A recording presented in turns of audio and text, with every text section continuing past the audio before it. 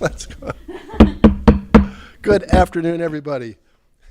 Calling to order the meeting of the Button County Board of Elections for Wednesday, December 18th, 2024. Wow, it's getting late in the year. And yet it's 2 p.m. Well, 2:02 we started. All right, everybody have a chance to take a look at the agenda. Without objection, we'll approve the agenda for today's meeting, and hearing none, the agenda is approved. We did have a whole bunch of minutes that AK forwarded to us for our review.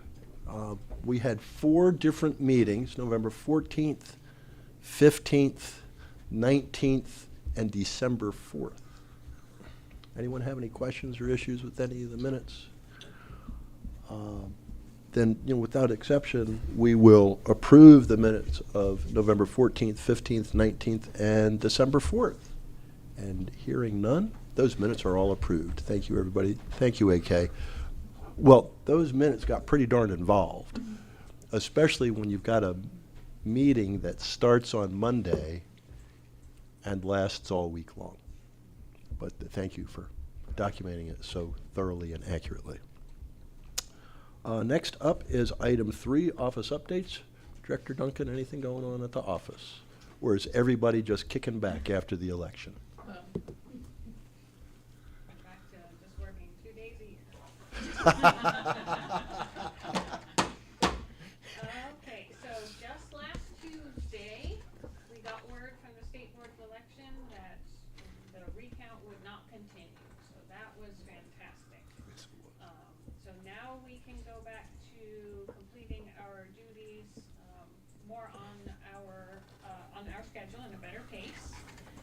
And those are catching up with voter registration, which Amy is doing a great job at, and preparing for the biennial mailing in January.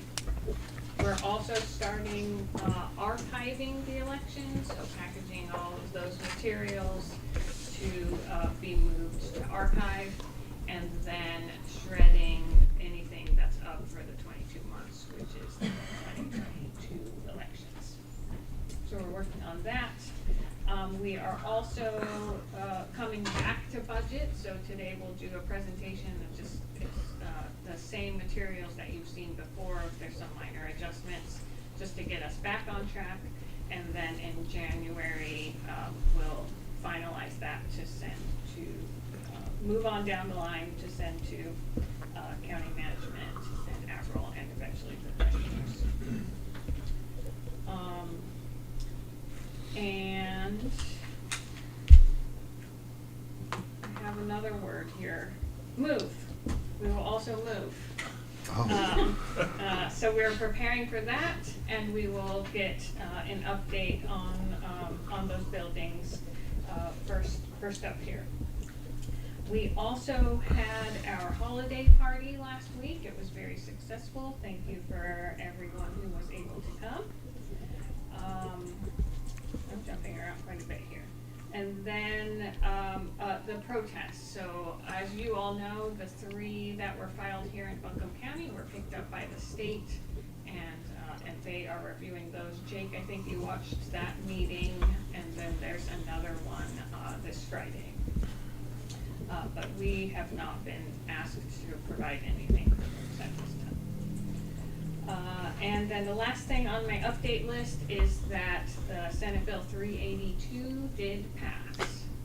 So that is, those are some law changes that, there's a lot of time between now and the next election for us. But those are some changes that we will have to figure out. And there are 2 pieces in there. The one about processing absentees on election night, and then the other concerning processing provisional ballots within 3 days. The absentee one, as you know, we stayed up till almost 1 in the morning to process as many as we could the day before, and we still had a 4-hour meeting. So if those provisions remain, we won't be posting results till the next day. Well, has been a lawsuit filed contesting Senate Bill 382. So, And then the other one is the provisionals in 3 days. That's also bunk. pretty unrealistic for us to be able to comply. But we would do our best, of course, and as that time gets closer, we'll discuss how we would make that happen. Yeah, I expect that a Senate Bill 382 stands, that there will be a good deal of this summer's training session devoted to figuring out how to cope with that, because there's some profound changes in the administration, especially effective on Election Day. And if it stands as is, then people can expect to see election results a day or two after the election. But we'll see what happens. And those are all my updates. Great. Anyone have any questions, issues? Sally? Yes, thank you. You and Ms. Duncan and Jake, you both listened to the state. Yeah. Can you give us just a quick update on that? Well, there were 4 votes. The first vote, and of the 4 votes, 3 of the votes were 3-2, 3 Democrats versus 2 Republicans. The first one was there was a vote on whether or not process had been properly served. And if anybody has seen the postcards that were sent out by Judge Griffin's campaign, the QR code you had to scan to get relevant material, there were fairly compelling arguments that process had not been properly served, but it was a 3-2 vote. The next vote was on the 60,000 people who did not have a North Carolina driver's license or the last 4 of the Social Security number in the voter registration database. That was also a 3-2 vote. This was a preliminary hearing, and so the vote which was, way? It was 3-2 not to send it to a full hearing. The third vote was about the individuals who are registered in North Carolina but have never resided in North Carolina. Parents, guardians, what have you, are overseas. These individuals are overseas themselves. And that was also, a full hearing was denied, 3-2. The final vote had to do with members of the military who had voted electronically. They sent in the email. And Judge Griffin's protest was these individuals had not provided photo ID.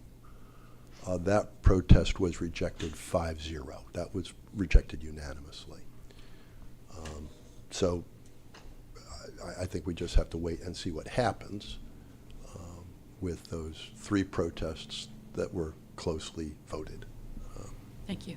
I don't think we've heard the end of this by a long shot. And that's it. That's what I saw. Thank you. All right, the next item on the agenda is,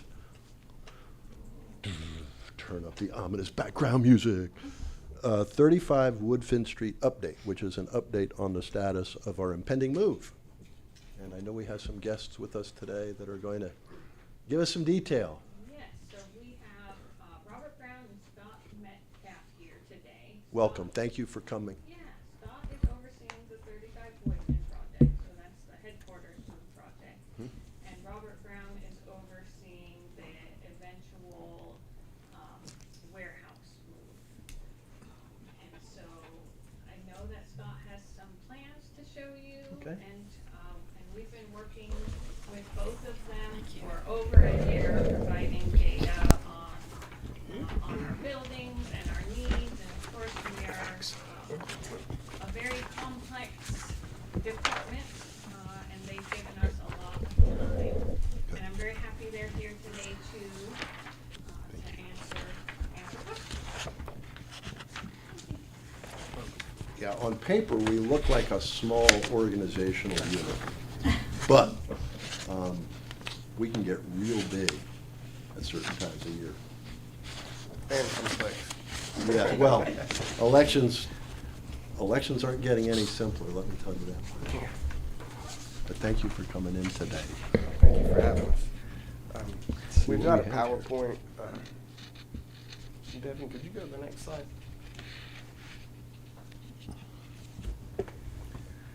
So this is the first floor of 35 Woodfin. That'll be the second page of your handout. Okay.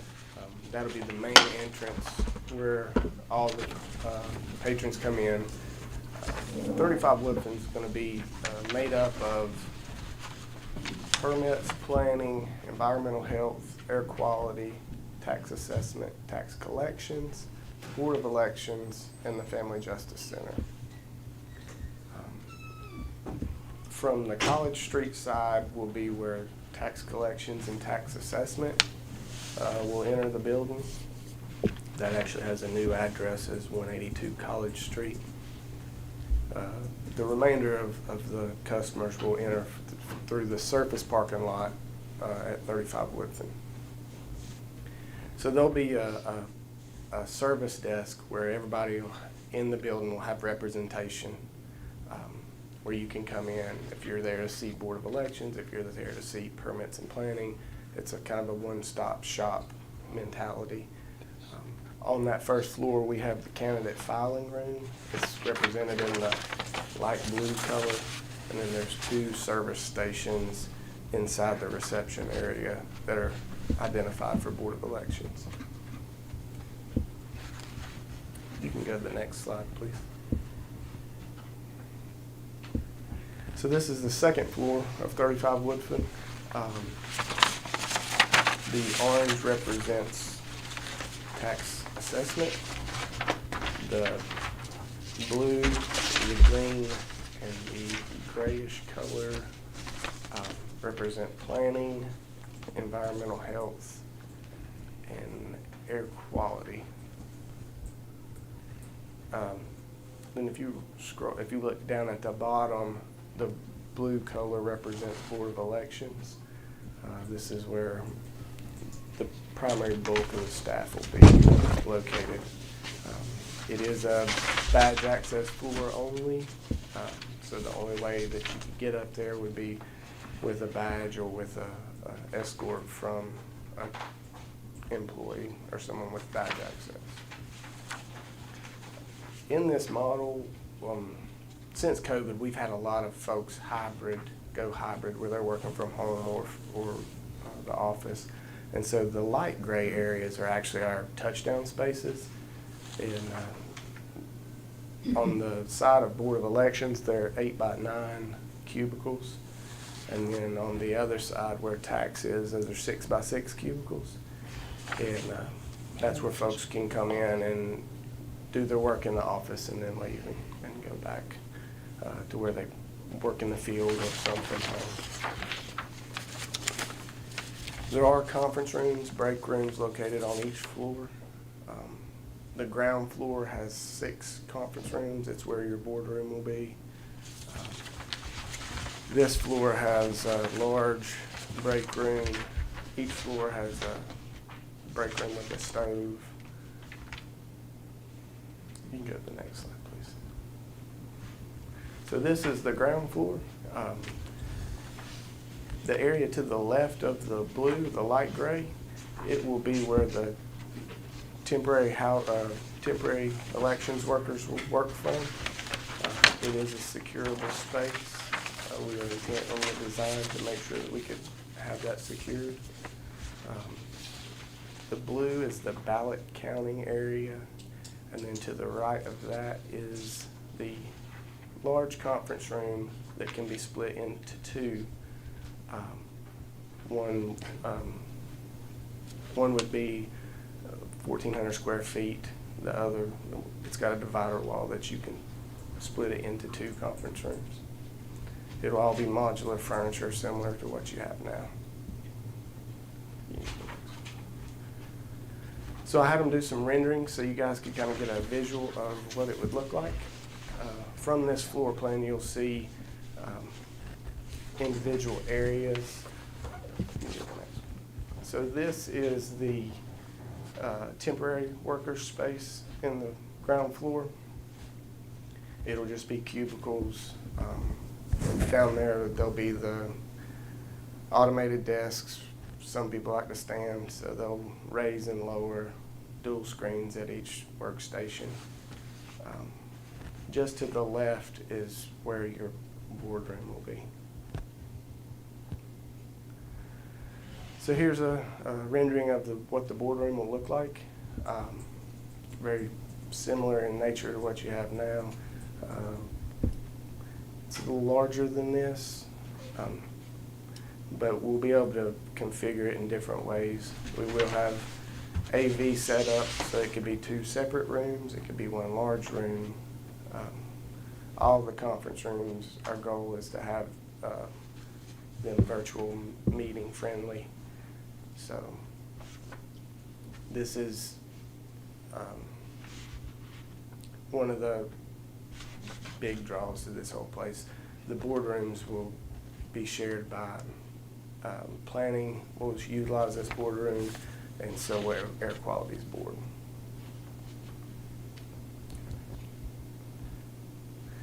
So I think our next space is, I'm sorry, I can't see, the Board of Elections filing room.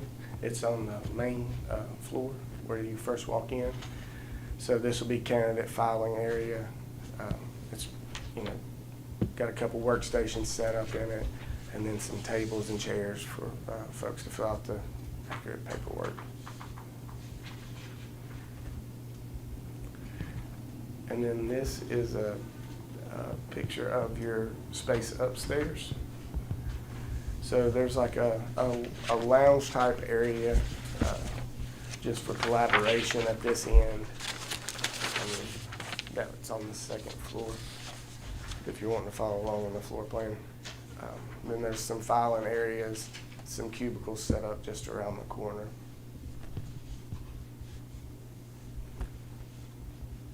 Okay. Before Robert starts, does anybody have any questions? I got a bunch. The main question that I have is how are you going to manage this shared boardroom when suddenly we have the kind of fall that we had this year? Right. Where you have other boards that have meetings scheduled and we have no choice but to meet for days at a time. If we run into the case where we have days at a time, we still have access to 200 College. We still have access to Valley Street. So we've got other locations where we can set meetings up. How do we handle the fact that in this boardroom, we have our staff who are actually doing scanning of ballots that we have to observe? We've got 2 rooms here where they scan ballots. We're observing them, the public gets to observe them. And that would just, if there was a scheduling conflict, your board would take precedence since Well, this in is. looking at the boardroom, I didn't see a place where we're going to be able to move those scanners into place. Yeah, that's what this is. There's the blue area, yeah, that's it right there. This is, It's it on. can be 2 rooms, it can be 1 big room. It's on the ground And then floor. those are that's the top page of That one, right there. those are the ones. That means what- we're going to be moving our scanners in and out of these rooms? No, those that's are our rooms. It's identified as Board of Elections. The blue means it's your space and your space only. Is that the ground floor y'all are looking at? That's correct. It is the abundance of gray space that concerns me. Because we're surrounded, that's got our, We're surrounded by Great. other groups we don't know. this has to be a secure area.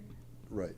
This is critical national infrastructure, and it has to be secure. I realize that there's some things, there are decisions that are being made up the chain, and I fully expect to be speaking with Mr. Love and Ms. Pinder about some of these proposals. I have worked with the Board of Elections for many, many years in many, many spaces. I'm concerned about a few things. I'm concerned about the abundance of cubicles for our workers, for our permanent full-time workers. I am also concerned about the amount of interior space that people are expected to be working in. I like windows. Windows make for a far more positive and productive work environment. And I'm really concerned about how this is, you know, I appreciated seeing the mock-ups of what office space will look like, but windowless offices are something to be avoided where possible. And I don't know, I need to hear from folks up the chain why we're fitting so much in one building. I realize that you don't have the answer for that. I don't expect you to have the answer for that, but it is a very, very deep concern of mine. And I need to know how this fits into a larger strategy that Buncombe County is pursuing with respect to office management. So, you know, I'm looking at this, and you know, I appreciate the efficiency that you're striving for here, efficient use of space, but I'm very concerned about the security of our environment and the quality of the workspace. I realize that different people have different views when it comes to workspace. I happen to loathe cubicles, and so going into this, as soon as I saw the floor plan, it's like, oh my goodness, it's cubicle city. And I suppose that, you know, somebody can explain this to me and how it's going to be productive and how it's going to work. But that was my initial thing. Colleagues. Mr. Aceto, did you have a question or comment? Share your concern. I don't know how in the heck you can have a credible election administration with shared access by people who are not administering an election. That's a non-starter. This should be a non-starter for anybody who's concerned about election integrity. Yeah. And I think folks in senior decision-making positions in the county, hopefully they will spend some time with us and explain how this is supposed to work in a manner that helps us not only maintain our current quality, but improve it. And give them information that they need. Mr. Quinn, is there any possibility that we might get some advocacy from the state board on this? Well, anything is possible. I know that there's a rationale behind this. And the parties. And- Right. Yeah, the Democrat, the state Democrat, state Republican Party, they understand election integrity, and they understand the impossible problem of people having free access to an election administration space. Right. I'm sure that the county management has some very clear ideas on why they believe this should work. And I just want to hear it from them, because, I mean, it is important. And I'm sure it's been considered. And, you know, these gentlemen are helping us understand what the finished product would look like, but we haven't had an opportunity to talk with the decision makers about why we're using this approach for housing our workforce. And, you know, that's just something that I really want to hear about before we get too far down the road here, because there might be, We're already kind of well, down the road. there might be a couple of elements that, for one reason or another, were not fully considered. And I'd like to have this board to have the opportunity to, you know, identify those and discuss them with the decision makers. You know, I appreciate having, because I've heard about the move for a long time, so I'm really, really happy to see something on paper. That is Very big progress, helpful. big Yeah. step in the right direction. And I'm sure Director Duncan and her staff have been working with folks in facilities to make sure that things are as workable as possible.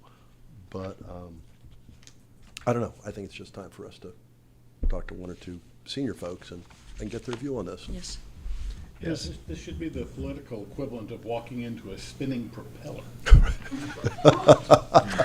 And for the record, all the blue areas are secured by badge access and Yeah. also, lock keys. Well, from the general public, but what about just from people who have general access as Right. employee access? Well, I mean, that's just like this space. I don't have badge access to this space. I've got badge access to the courthouse. I've got badge access to anywhere I want to go in the county other than Board of Elections. So they can set that up. Yeah. It'll be very similar in nature at that space. And the downstairs where the boardroom is, Yeah. the large gray space, when it's ours, then it's only ours. When it's ours, what? It's only ours. Is, On the ground floor? Yes, on the ground floor, on the first page. And then, on the last page, on the second floor in our main area, that's more what you're talking about. So the cubes that are open there, they're Board of Elections cubes, but there is sanitation and permitting desks that are in that space too. So those would, we would be definitely sharing with those spaces. I don't see that. Tell me where that is in the second floor? Because I see, that's us, right? I just wanted to See point out right that there was here, both that's a wall. situations. So these cubes are actually outside of this space, And so where's the overlap she's talking about? right here. This is touchdown areas. Right? And so these folks would be in shared cubicle area. Okay. Got it. Thank you. is, following up on the question about windows, is there any place that, on the diagrams that identify where windows are? I don't think I've ever been in that building before, so I So don't. there's windows all along these exterior walls. Right. But it's a 90,000 square foot building. So Yeah. I mean, it's just, the nature of the beast is there's gonna be some offices in there that don't have windows. Right. Tax assessment. Looks like they got a lot of windows. Is that right? And that space all along This. this side Uh-huh. is all windows. Mhm. And Good. all this Okay. space is all So, windows. all right. And all that space is all windows. Okay. So really for us, the part that doesn't have windows is on this ground This floor, ground floor. And this side actually does along this. That, which is shared space. if you've been down the alley where, behind 200 College, where the EMS goes, Yeah. that's that alley right there. Okay. On the second floor, the gray represents shared spaces. It kind of comes down here. Are these cubicles or what? This is a lounge area, and those are just like small touchdown spaces I see. that were existing that we left remaining. So it looks like you kind of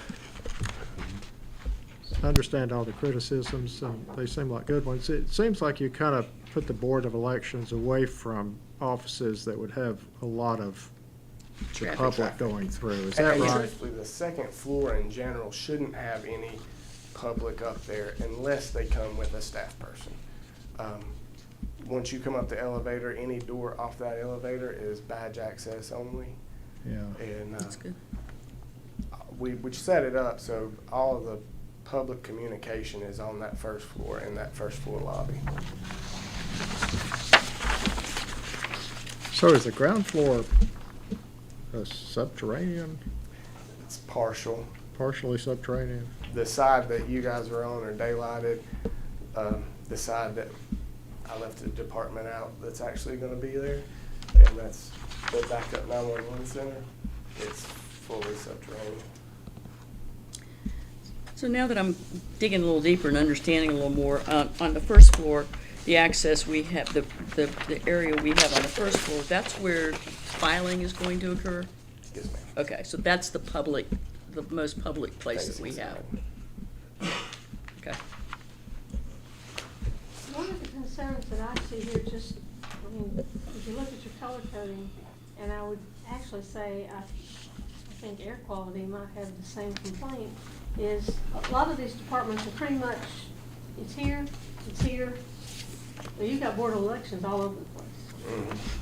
Instead of being consolidated in one area, which would make us more secure. You've got the tax collector basically in one area. You've got the Justice Center basically in one area. But Board of Elections is here, and it's up here, over there, and it's up there in another location. Everybody's separated to a certain extent. Every department has one person on the first floor. And then.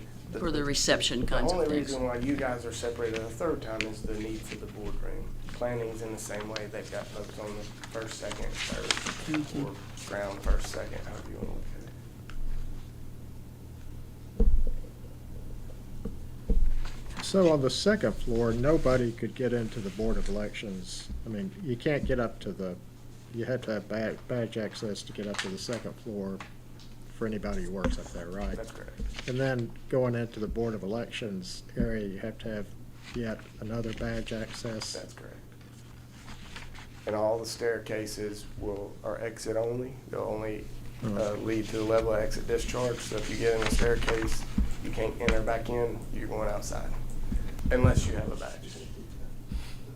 Going back to Mary Ann's concern, let's understand what you're saying. On the ground floor, is that where the temporary workers were going to be? That's correct. All right, so the temporary workers will need access to the regular staff because they're gonna have a lot of questions. There's gonna have to be a lot of interface with them. They don't just get sequestered off by And there's themselves. offices set up down there for folks to work from during that time. I What, think our regular staff, you Yeah, I mean? think it's called like workroom maybe. Right there, the huddle room. And that's a shared space, so we'd be required to sign up for that, whatever. It's whenever the elections takes over the temporary space, Uh-huh. anything past this door or this door will then become So, elections only. say, point to where the elections is, please. This whole section right here. Got it, okay. All right. What is this whole section here that's in white? That's EMS is here, and this is the backup 911 center. And they're currently there. So are there a lot of people working in the EMS and backup 911 center? Currently, our backup 911 center's in the city building, and there's 7 stations. We're updating that to our current number, which I think's 22. But the backup's only utilized if the primary goes down. Every once in a while, they'll train, simulate an incident where they go from the primary, shut everything down, pick up at the secondary. I think there are 7 employees that will be there permanent in the offices. But from a day-to-day standpoint, most of the backup 911 would be vacant.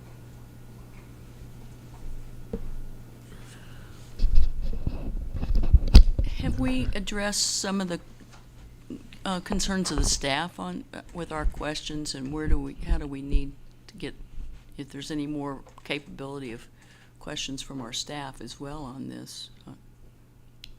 Like staff input to.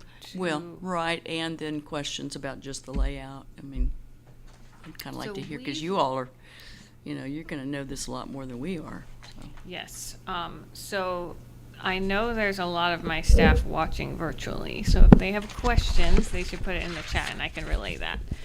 But we've been reviewing these plans all along the way and giving input. A year ago, we started with the team of, talking about our operations and doing tours of all of our buildings and talking about security. We share the views of that, it's not as clearly secure, especially to the public, right? The perception of security that compared to what we have here. And that we feel like things will get less efficient because of, having separation. We're concerned about the boardroom functionality, of it, hoping for an upgrade from what we have here. I don't know how that's going to work. We do have a kind of modular setup at 200 College in that meeting space. Maybe it would be something like that, but that hasn't been identified yet as far as I know. And we also stream our meetings, that room. They don't stream meetings from that room.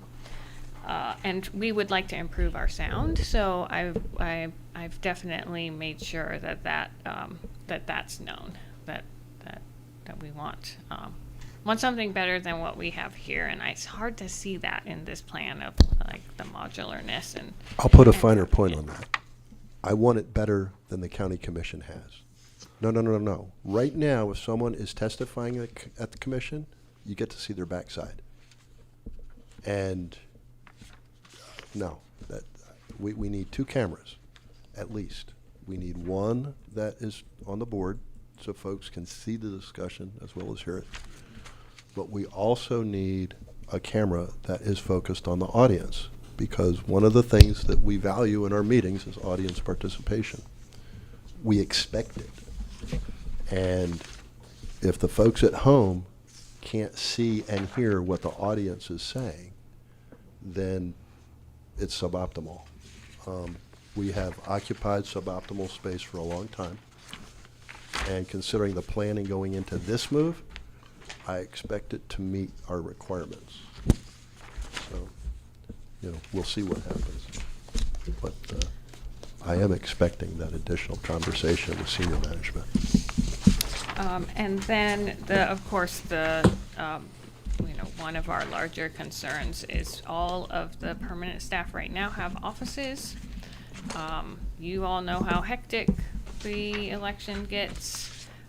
Everyone is managing their teams that we bring on seasonally. They have them for 6 months.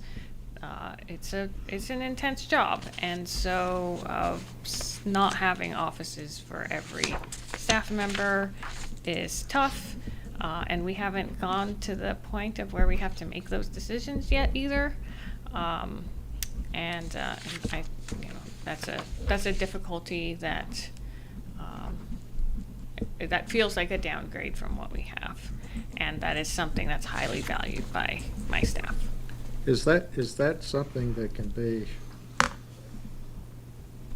incorporated into the plan to give separate offices for the permanent staff? This came up quite often in this plan, and it went all the way to county management, and they gave a stance on it as if you were a supervisor and you supervised employees, you got an office.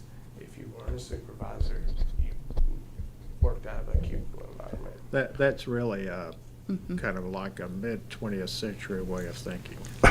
Well, Well, and to put a it finer is. point on it, it fails to acknowledge that we have hundreds of seasonal staffers here. And communication with those election officials, whether they're early voting officials, election day officials, is a very challenging task, and it's crucial. I can't see that task being performed effectively or happily in a cubicle. Well, I think you really need to, I don't know if you get down to this granular level, but and I'm not here during the election except for what's going on down here, which gets busy. So up there, I guess it's Chaos. busier. But it would be helpful, I think, and maybe you don't do this, maybe this is a done deal, I don't know, but it would be helpful to talk to some of these people and just find out what they do during an election, because I'm looking at Karen Ray over there. For her to work in a cubicle during an election trying to line all these people up is just going to be really difficult. And the other people as well. And we had those conversations, and we designed around the framework we were given. Right. Sure, Right. I understand. I understand. I appreciate that We're complaining completely. about the framework. Right. And we And- know that's not and you. not complaining about it so much as we just need to understand it. No, I'm complaining. Okay. Well, everyone knows that I'm not a complainer. The reason I say that is, when I look at this plan, what I see is a complete misunderstanding of what we do and how we have to do it. Yeah, Because this organization is different. It's not a standard department in the county where people come in and do their county work every day and go home. It's very specific. It's guided by the law. We have to follow the statute. And when the statutes come into play, we've got no choice. But there doesn't seem to be any understanding of that in this plan. yeah, to give an example, and Mr. Schultz noted Karen Ray and how busy she is with this. Karen Ray is supervising hundreds of people. It does not say that on the org chart. In fact, I would say that there's a good number of our permanent staff who are actually managing a lot of people. And it just, More people than a lot of supervisors. right, and it just doesn't come across. And so that's the kind of conversation that I'd want to have with county managers, right. just to, just raise awareness a little bit, and then to lobby for our staff, because we want our staff to have the best working conditions that the county's able to provide, so they can continue to provide an extraordinary high level of service. We're in a good spot. We want to stay there or get better. And I realize we get a little nervous when we see some of this. My cynical comment, and it was a cynical comment, wasn't directed at you. I know that there's, these ideas that go about how office space should be set up and that sort of thing, but this office, when it's in election mode, those people just need space where they can get off to and do their work and not hear the phone or the next person talking to somebody else in the next cubicle.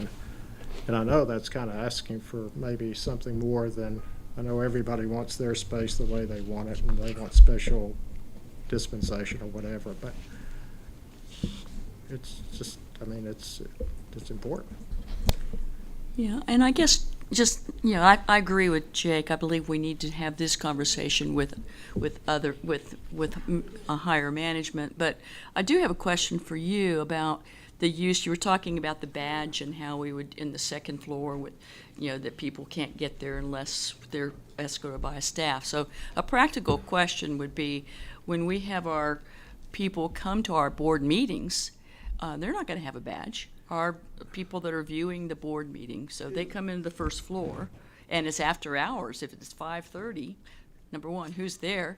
Does that mean one of our staff has to be down there to greet the people that are coming up to the board? Those kinds of things. That's more practical. We'll have wayfinding signage that actually directs you to an elevator that's kind of in the corner of the L shape of the building, and you'll take the elevator down, signage to the boardroom. But you just said It's the on the boardroom's ground. on the second floor. It's on the ground floor. It's in the basement. I saw shared conference room. I'm sorry. If you look at the first page, and you see the blue on the first page, it's immediately adjacent to the. Got it. To the big conference room. So limits your path, and the remainder of the building and areas are secure, Okay. stay secure, unless you choose and ask for the badge for it to be changed. It's all programmable. Okay. Thank you. I just had a question about the first floor act, when people come in, do the people who want to go to the board elections come in on the entrance on the right or the left of the blue rectangle? Kind of depends on where they park. If they parked in the parking deck, they would come in on the inside of the L shape. There's entrance doors there. If they park on the surface parking lot, there's doors there as well. So they can come in either way? Sure. I see, okay.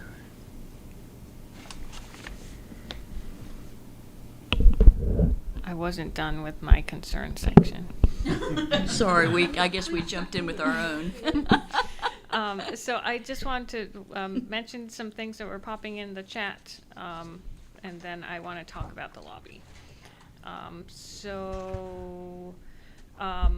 Someone just said, with so many staff that we have coming in who are from the staffing agencies who are new to elections, we're a high security. We're also need to emphasize that we don't have political conversations, and kind of learning a whole new work environment, and how our hours are, and there's a lot of special things with elections, and people don't always know that. We do our best to do good onboarding, but we do often have to take people aside and have those conversations of like, hey, this is what we mean. You can't say that thing.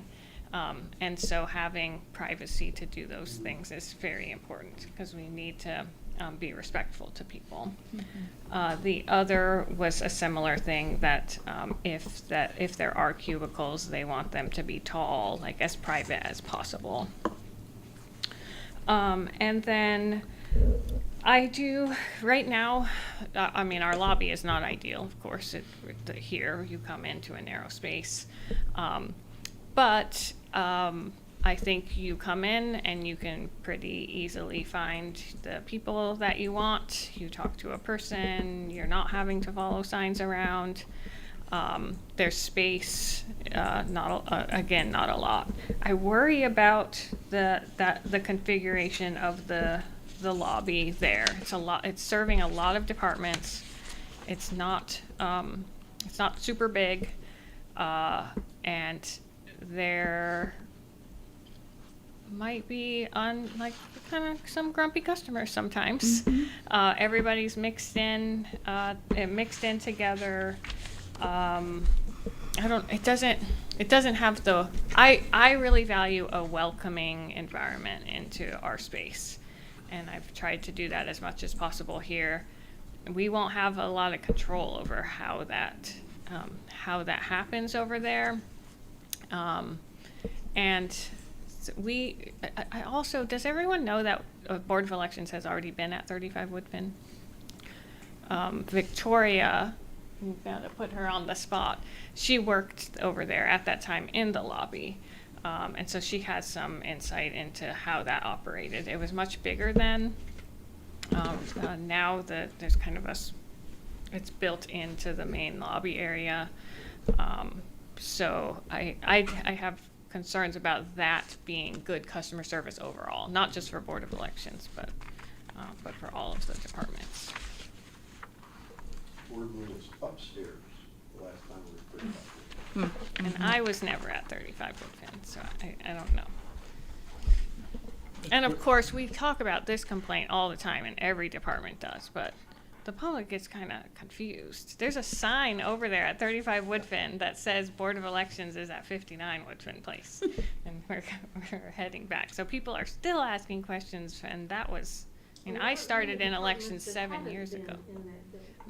And At yeah, one point in time. yes, Right. there's Or been maybe more than one. yes, so much switching, and I think that's kind of my. Also, I share the same desire with Jake of kind of, well, what's the grand plan? Because we shift around a lot, and Right. it causes issues for staff and the people that we're here for. And we're doing this because the county is not constructing New building, a new office building right. at 52 Cox Avenue. They're doing the affordable housing project. The original plan was to construct a building, and we were going to be very, very happy with our new quarters. So this is Plan B for the county in terms of housing our operation. And this all came from the comprehensive facilities plan. As far as all the departments coming together, we evaluated all our buildings. We evaluated all the departments and their work environment and how they were working and how COVID changed things and folks were working from home. We saw the opportunity at 40 Cox where we've got a high-rise building that's 40% vacant. And so there was an opportunity there to move all of HHS staff from 35 Woodfin to 40 Cox, which then left 35 Woodfin open. There are things like the affordable housing studies that have taken place that taken a lot of these departments that are now coming to 35 Woodfin have looked at those sites, Valley Street, Cox Avenue, places like that could potentially be affordable housing sites in the future. So that's kind of where all of it originally came from, was we weren't utilizing our space well. And to try to maximize our space, we identified different departments that kind of brought the same forward-facing need to deal with the public together. Yeah, one of the things is we don't have anybody working from home. People come into the office to do elections work. And I realize that that's different from a lot of other county departments where folks, they can bring their work home, do it without difficulty, do the phone work, that kind of stuff. We're just a little different in that respect. You And, can tell by the floor plan who works from home and who doesn't. Yeah. Tax assessment, tax collections, and board of elections Yep. are all We're right there. right there on site. And sheriff. Looks like the Yeah, sheriff has a right. lot of space too. Sure. They do, and part of that is the FJC was in the building, and they wanted to remain in the building, so they kept their same footprint. Right. It's the FJC's on one side, and then the Special Victims Unit is Got on it. the other That- side. that which makes is, sense. uh, Okay. City of Asheville and Oklahoma County Sheriff's. Yeah, that's, Yeah. we were moved out of 35 Woodfin so the Family Because Justice Center they could be needed- established. there. Went down to 77 McDowell. Ooh. Mr. Aceto. Speaking to you, the two of you as facilities planners, tell me, when you are designing a facility for a governmental function, how is that different from what you would design for a medical office or a retail or a space or any kind of, or the services where, not just elections, but a lot of these services are the public that's coming to access them that may be antagonistic. Sure. And that's that's very much a part of the governmental function, is to deal with that. And so how does that affect how you plan a space, and particularly how the public interacts? I'm gonna step in on this one. I'm an architect. I've been an architect for 26 years. Project manager for most of that as well. The function of security is based on not only the building design, but the operation of the county and what's set in place in case there, through strategy, in case there is a disturbance in any of our buildings. In any county building, we can have a disturbance, and quite often we do. Health and Human Services particularly has a huge amount of that effect. Our sheriff's department is at the ready in all those scenarios, and we have communication over. In this case, the building stays locked down. It is a secure building with the exception of when we open the front doors and allow people into that very secluded area in which contains. So there's more to that than might be seen by looking at it. It actually is a control point, in and out, relative to that public that can bring ire to you. And it allows the sheriff or his deputies to address where that is from both sides and to minimize its spread throughout the rest of the building and the county. So in design, there's another aspect that you have to remember. This building specifically, he was given a mandate of what departments have to go in here, right? Every single department has its functional requirements, its desires, its best way of operation, its people, it's their feelings about losing their office. Each department, not just your department, not just the board, all right? So what its task is to make everybody we're mandated to fit in the very best way it can work.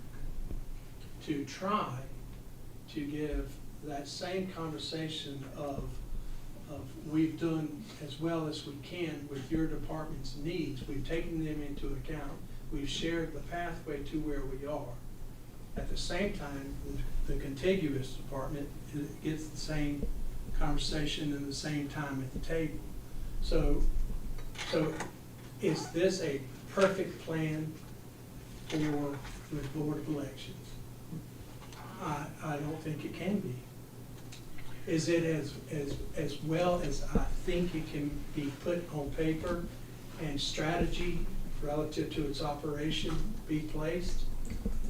I think that it meets a pretty high level of that thought. And that's the issue, is that when we get tasked, we are set in parameters. And our job is to have a planning outcome that can accommodate all the parameters as well as we possibly can. And that's sort of what we play in, the ball field we're in. And then when issues get kicked up, it does go up to leadership, as he described. The highest point of our leadership said this is the way it's going to be handled. So just being at our level of the ladder is here, and that level is at the top, we're going to follow those rules and those mandates. Well, let me just take one more stab there. Now, here you really needed to tell us that your job is to put square pegs in round holes, and it's a hard job. I get you. And none of the pegs like being put, none of the square pegs like being put in round holes. And that's never going to change. That's the way it always is going to be in this context. But I want to just forget about that aspect of it. You're talking about the conflict aspect between the organization. Forget about that. I'm curious about something else, and I'm glad I'm talking to an architect, because I just want you to give me a little free association here. Corrine talked about how important it is to her to have a space that is public facing, that is communicating the function of this organization as she called it welcoming. And well, I've been on this board for the past 4 years. I've seen what I see as a tremendous amount of progress toward accommodating the views of people who come here in conflict. So now you've talked about a security and control points, and that is absolutely critical. You know, that's a language of personal safety. I'm thinking I'm much broader now. I'm thinking about, okay, how does this organization communicate to the public through its facility? What are our values? What is important to us, and how that relates to public participation on a level playing field. Not just how do we keep the crazies from spilling the popcorn. Okay? We do that. Forget more about so- that, but for a minute. I mean, I know you get that, and I'm sure you will competently deal with that, and it's just part of it. I'm fine with that. But you know, go up to 30,000 feet and look in this broader. Just tell me what you think. I mean, what do you look at? What do you consider? What do you get? What do you get out of that? For us as a county, we accept those, we portray our views through our strategic plan, not through our buildings that we provide. It's through our customer service. It's through Corrine working hard and doing what she needs to do to accommodate those folks. There's nobody that's going in that building that doesn't agree with Corrine that they want a welcoming lobby. Everybody wants a welcoming lobby. There's times when there's going to be folks that are upset with an election that come in that aren't going to be very welcoming to other patrons in that space. Mm-hmm. But that's when the employee steps in, and it's on my badge, the strategic plan: respect, integrity, collaboration, honesty, and equity.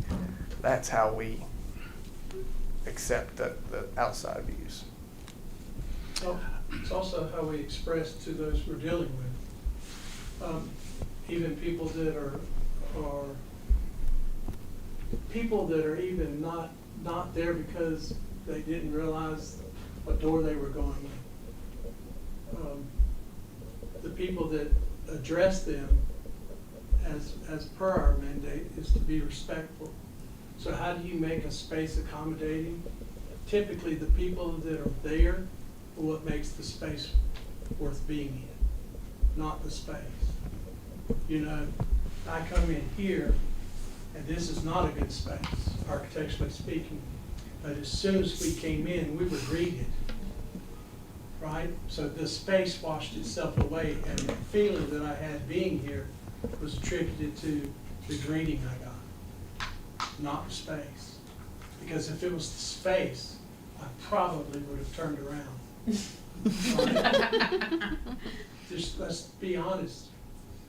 As an architect, right? We deal with things that are oftentimes not known until it's generated and created, and how it's staffed and how it operates. We are visualizing how this will work. We are visualizing that this is going to be a madhouse of noise.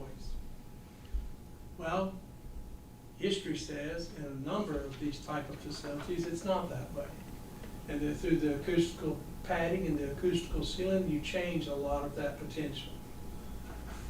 Is it perfect? Absolutely not. Is it the compromise and the best solution for the mandate given? I think it does achieve that. I understand your desire to talk to leadership and express your views and your concerns. Great. That is great. And we're in a place that actually that leadership will listen to this leadership and have that conversation.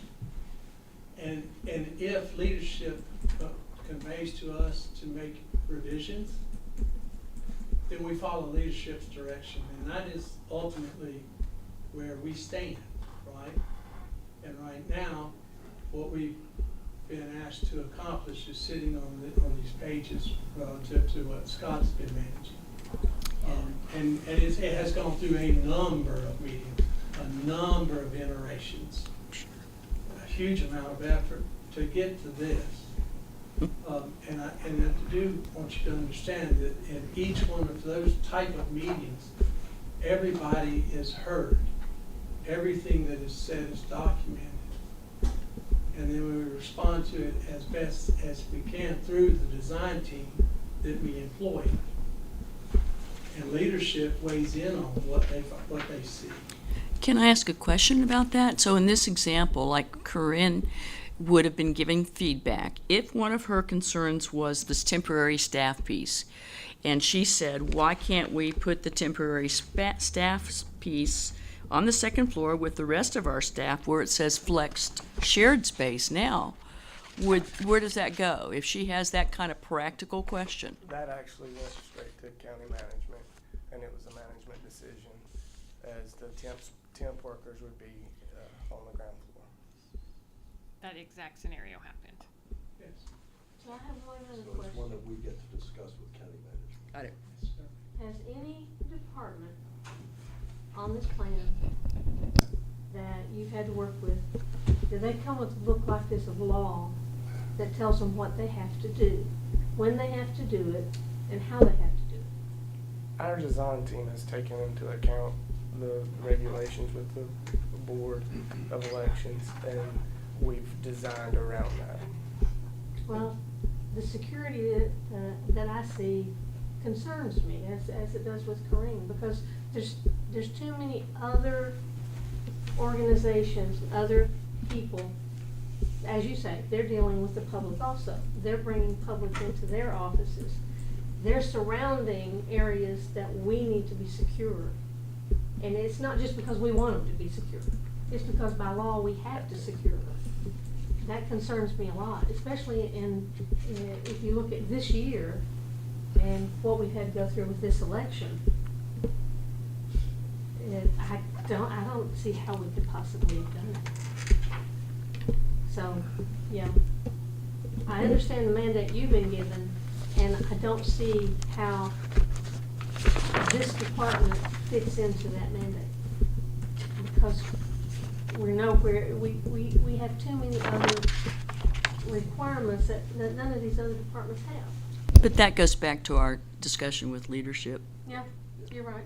I mean, really, for us to beat these poor horses to death, you know, I know that they've done. I know. I mean, I feel kind of bad because we know what your mandates are. We understand that, and so you know, our issues really have to be with leadership. And maybe we'll be lucky and get a small little concession. Maybe we won't. I don't know, but I think that's what Jake said 30 minutes ago, and I kind of believe that. Yeah, no, I really appreciate the presentation. I appreciate all the work that you've put into this, even though it doesn't sound like I feel that way. And if you guys I want y'all to know that this is the first move that I've seen for election services where we've had this kind of presentation. It's great. When we got moved down to 77 McDowell, It just happened. let's just say none of this happened.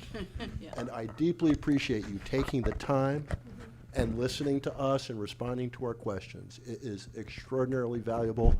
And as I said, I haven't seen the precedent. So It's good to. thank you for establishing an excellent precedent. I appreciate it greatly. There was one more 35 Woodfin question that came up in the chat, And which, don't worry, audience members, I'm going to get to you. which was about parking, whether there has been like a count of cars that will fit in the garage. There has. HHS was previously in the building, and about 200 staff folks that we moved out. And all those folks were there previously. They got the parking deck. If you go on the parking deck now, the top 3 floors are typically vacant. Every parking deck has accessible parking. Every parking deck has automatic doors that lead you to an accessible route. So if there's no surface lot, there's always parking there. Cool. Anyone else have any more questions for these two wonderful gentlemen? Well, he's got presentation. Let me go to the other half. Oh, right, Canoe Road. The other horse. The one I want to hear about even less. Hey, look, this is not this gentleman's idea to move us up to Madison County. It's not his idea to move us up to Madison County, it's somebody else's idea. So, I'm here to talk about the Buncombe County Storage Facility, and which we're in advanced planning currently. Its planned location is in Woodfin at Riverside Drive, and that is contiguous to our General Services Fleet Complex that we are in construction right now. It's under construction. The designer CP&L, or the design team. And when I say General Services Fleet Complex, that's actually where he and I will reside. We both work for General Services as the project management, part of the project management team. And that little slide that you see is kind of an aerial view Right. of where, if you envision right in front of that road in that sort of sloped area, if you envision the building there and you envision where the dog runs are, if you envision a parking area for everything, that's sort of an initial concept location. There's a huge amount of geotechnical, a huge amount of site planning, and we have to finish getting the actual size of the building determined before we can know that. But that is sort of the general facility. Across from that is the fire training and AB Tech buildings, meaning across the site. Beside us beside that location is the General Services. Right beside that is the Buncombe County firing range as well. So it is a number of county facilities that are there. All right, if we could go to the next slide. Okay, so the current plans, we've gone through a number of meetings. And Corrine and Nagy have developed a huge amount of information pre us going into these meetings. And we've gone through question and answers. We've gone through face-to-face meetings with question and answers on the spot during our meetings with each other and doing a recordation of that.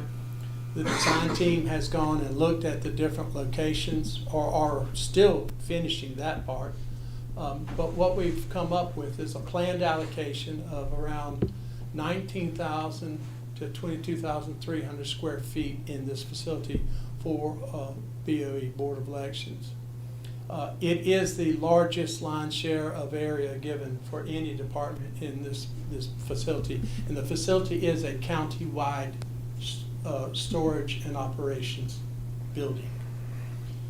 Basic scope, the difference in the square footages, if you use standard shelving, it requires more space.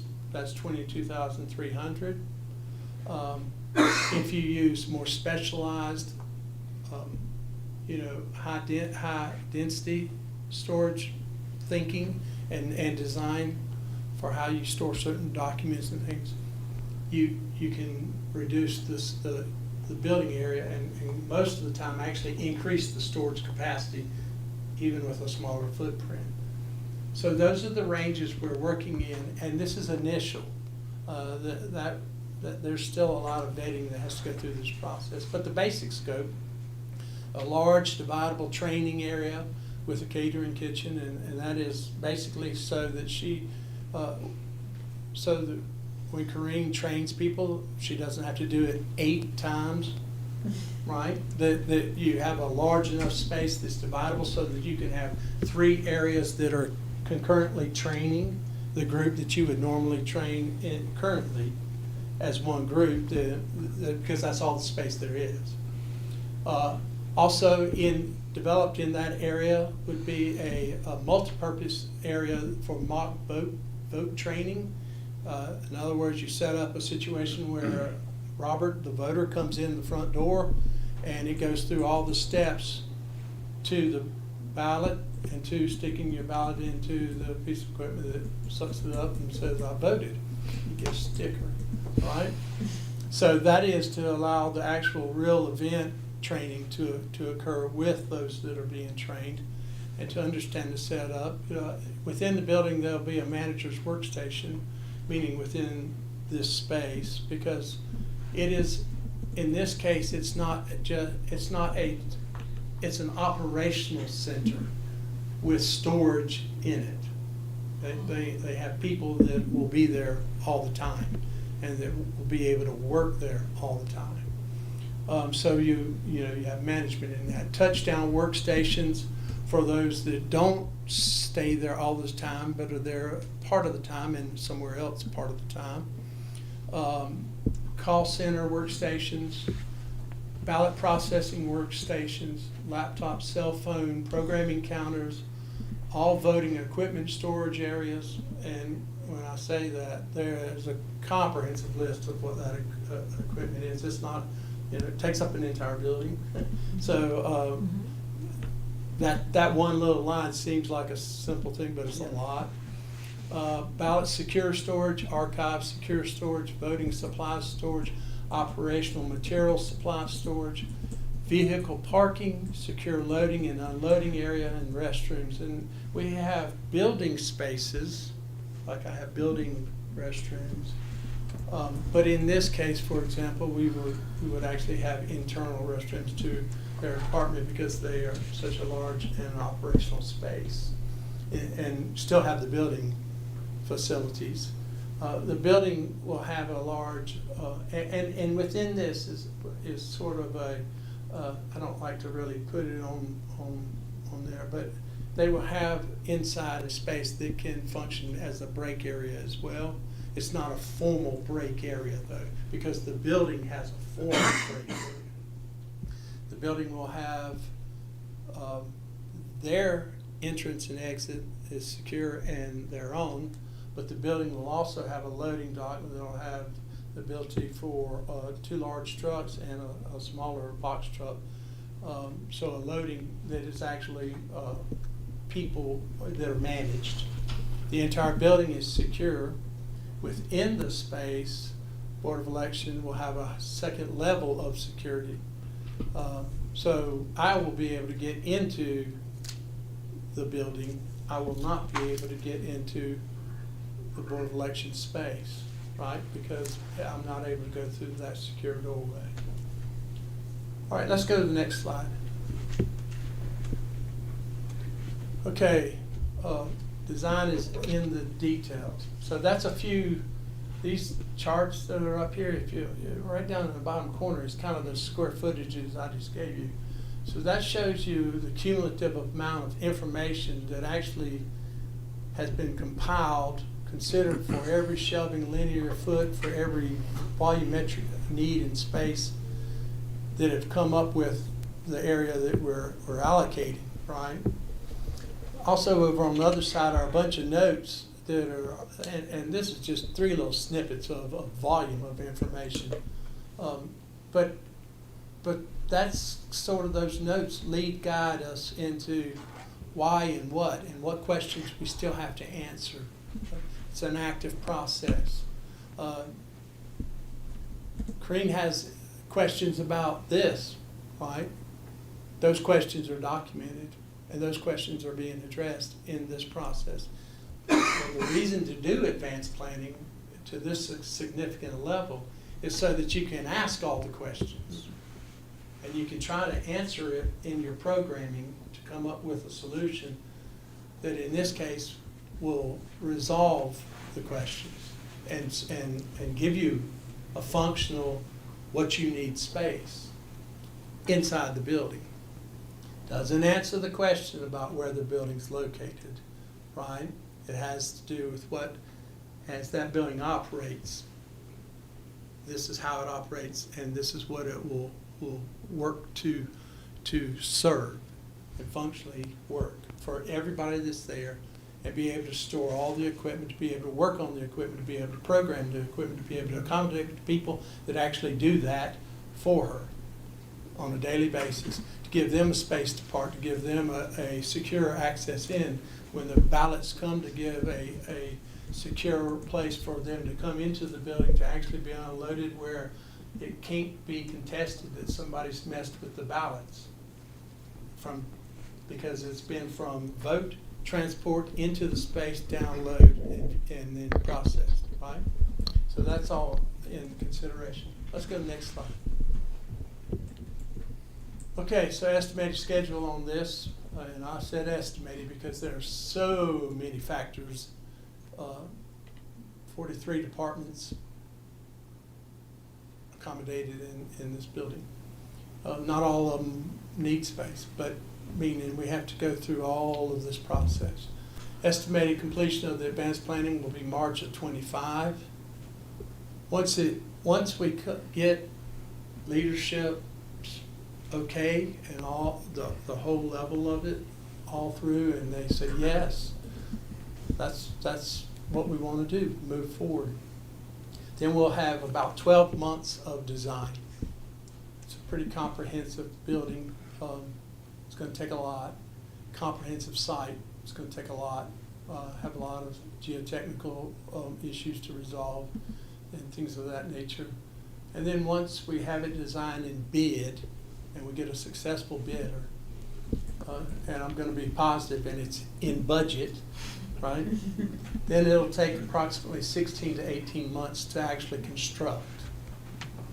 Okay, so you see that's about 3 years from March to where the door opens, potentially. It will then probably take another year to get everything from the different locations moved in. That is also part of my project, is to help disassemble and reassemble, help move documents, place documents, help move equipment, place equipment through contracts as well, not on the backs of all of the different departments. In some cases, the departments will be moving their own stuff because they have very little, and it just makes sense. In other cases, the larger ones, it doesn't make sense, and we will need to have those done professionally. All right. Now I'll be quiet, except for answering any of your questions. Okay. I just think one thing that maybe most of the board and us know, but I'm not sure that we said it with 35 Woodfin, is that the plan is to move in early next year. Oh, right, for the actual, The move-in date yeah. would be March of 25. So that's at a, that's an eminent time scale. This is 3-year time scale. Mr. Quick, Mr. Cito. Uncle Dudley has a question. You know about Uncle Dudley. He always shows up that Thanksgiving table and asks a stupid question, makes me tough. Are we moving everything to this location, all functions, or just certain None functions? of the forward-facing functions are Just where- moving. where that's- Is there? However, there is a shared opportunity in what that training room can do relative to the other- how you want to set it up to use it. For example, it could also be a board area too, right? It's a shared space in that respect. Okay, so it's not, the intention is not to move all functions to that. No. Is that a possibility that anyone has considered? It seems like there's a whole lot more room to maneuver going on out here. Okay, we don't want to do that for the simple reason that when people come to register to vote, we don't want them to have to hunt down that location.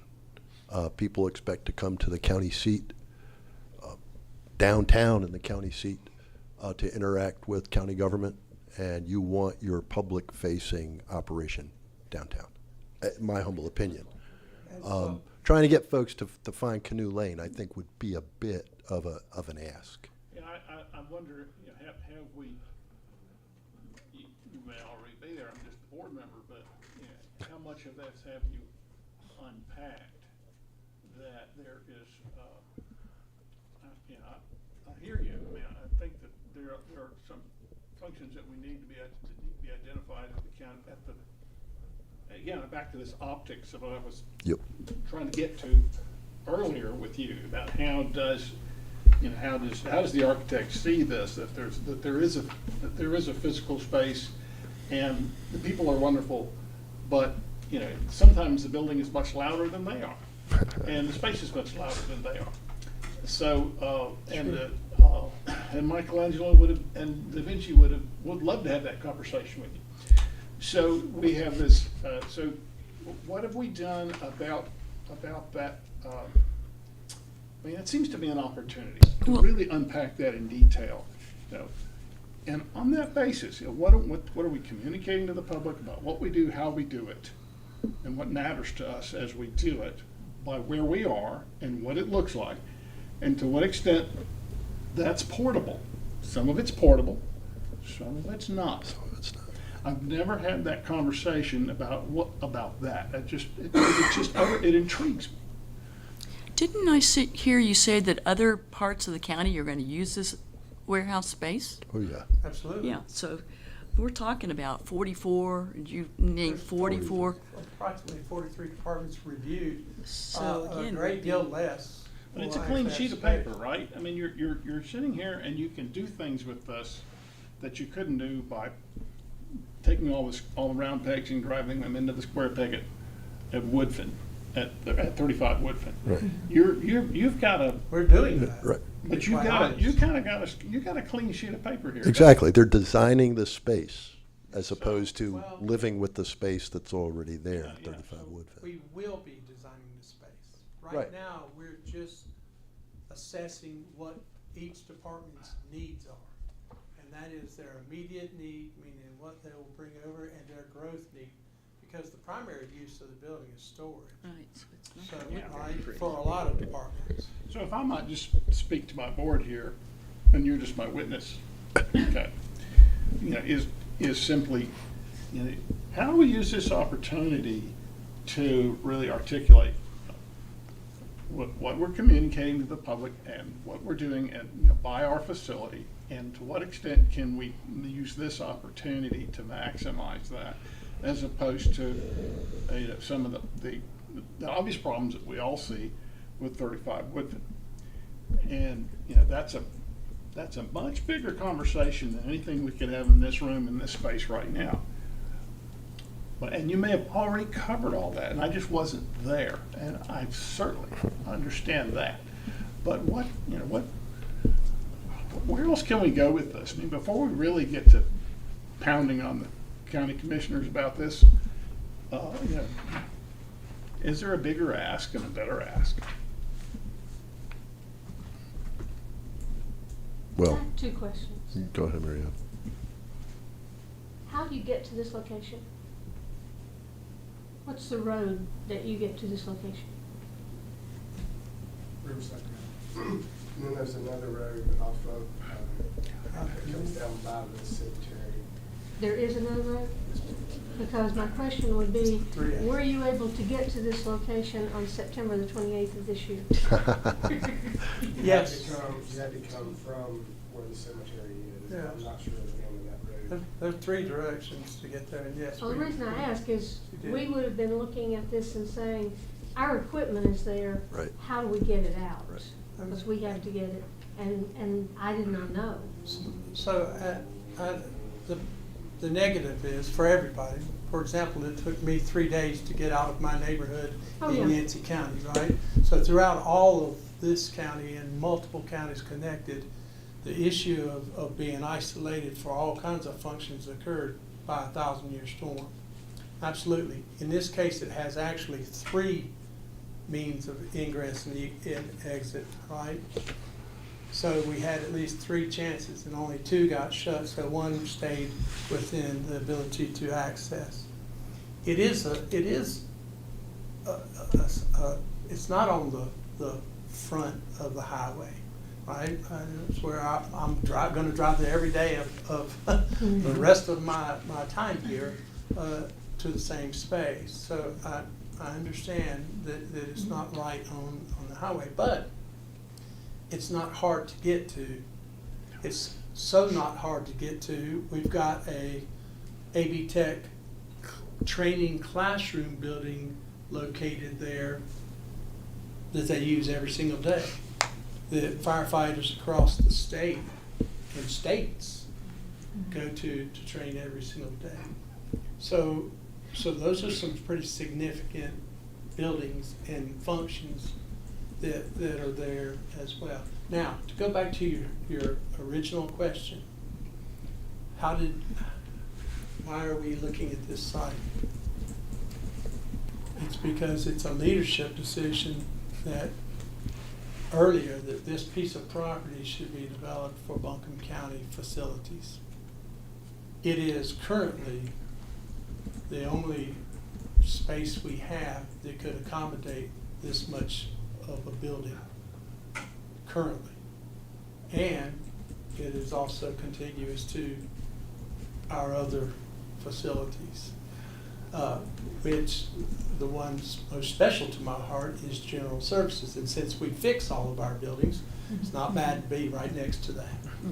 And within that building also is a sheriff's department, which is a lab and evidence storage too. So we will have a secure, we have 1, total building security, interior building securities, meaning higher levels of that, and then you actually will have sheriff's personnel there in the building every day too, making the 3rd level of security for the building.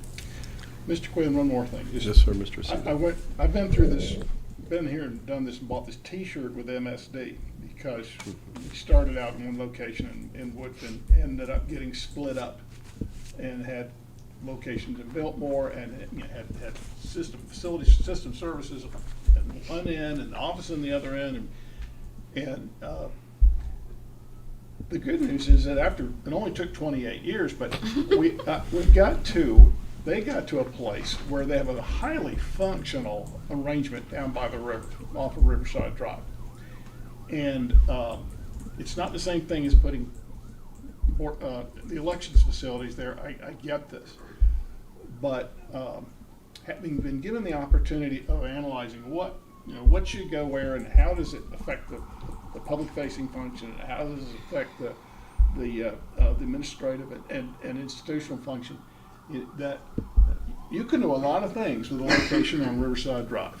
Mm-hmm. That's not a bad spot. Yes, it is Madison County. I get that. Maybe it's Haywood. I don't know. It's way out there.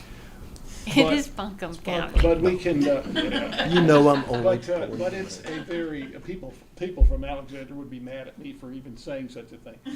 But that is. I think this could work really well. I'd like to just blow the conversation out a little bit bigger and use the opportunity. So the facility that my MSD ended up with was simply spectacular. It still is, and highly functional and very aesthetically pleasing. It was the old power plant. It worked out great. It's really cool if you've ever been in it. So, but that is I'd like as a board to riff off of the conversation that started here. I see some opportunities. I just had one question, and it's a real basic one. So the facility that's going to be out there is one building that's subdivided into areas for different departments, is that, Yes, sir. okay? Yes, And sir, multiple levels. multiple levels. Multiple levels. It won't be one big, huge, fat building. It'll be Tall. probably 3 levels of facility. 3 stories, you mean? Yeah, And two- it's two, up 3 on the stories. hill, right? It's kind of up there, kind of where the prison was, somewhere up in there. That's why I picture it. Am I not in the right spot? It's further down past that, but yeah. Downstream. You go by that to get to it, yes. And so the way that land goes, just for you to understand, where I showed you that image, the land here, if the road is here, right? Then on this side, the land does this and then this.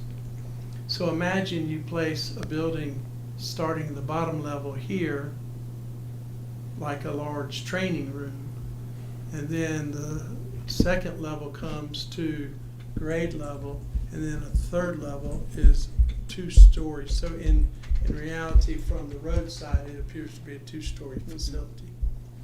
That's sort of how this would function. Potential, we are so initial, and let's just say this. In the very beginning, the facility was considered to have every function of Board of Elections in it. Through different meetings that were not in my function capacity, I was directed to not place the forward-facing offices in. That's what went into this facility.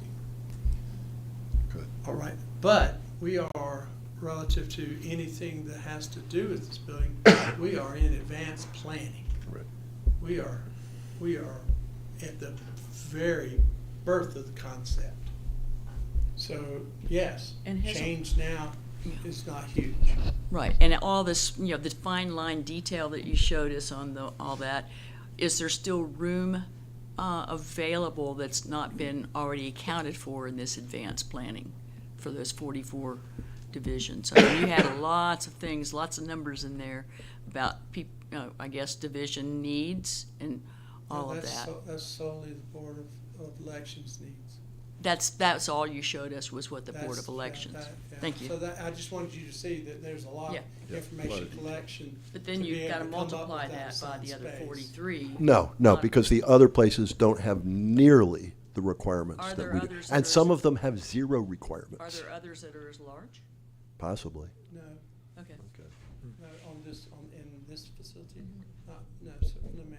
Okay, I've got some logistical questions for Director Duncan with respect to this storage facility.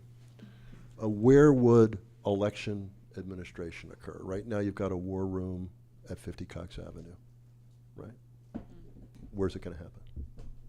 There. Unless we get the county has an EOC by this. Okay, so bear that on mind. Election administration will not occur in downtown Asheville. It's gonna be out there in Woodfin. On election night, drop off flash drives at 35 Woodfin. Where would ballots and equipment be dropped off?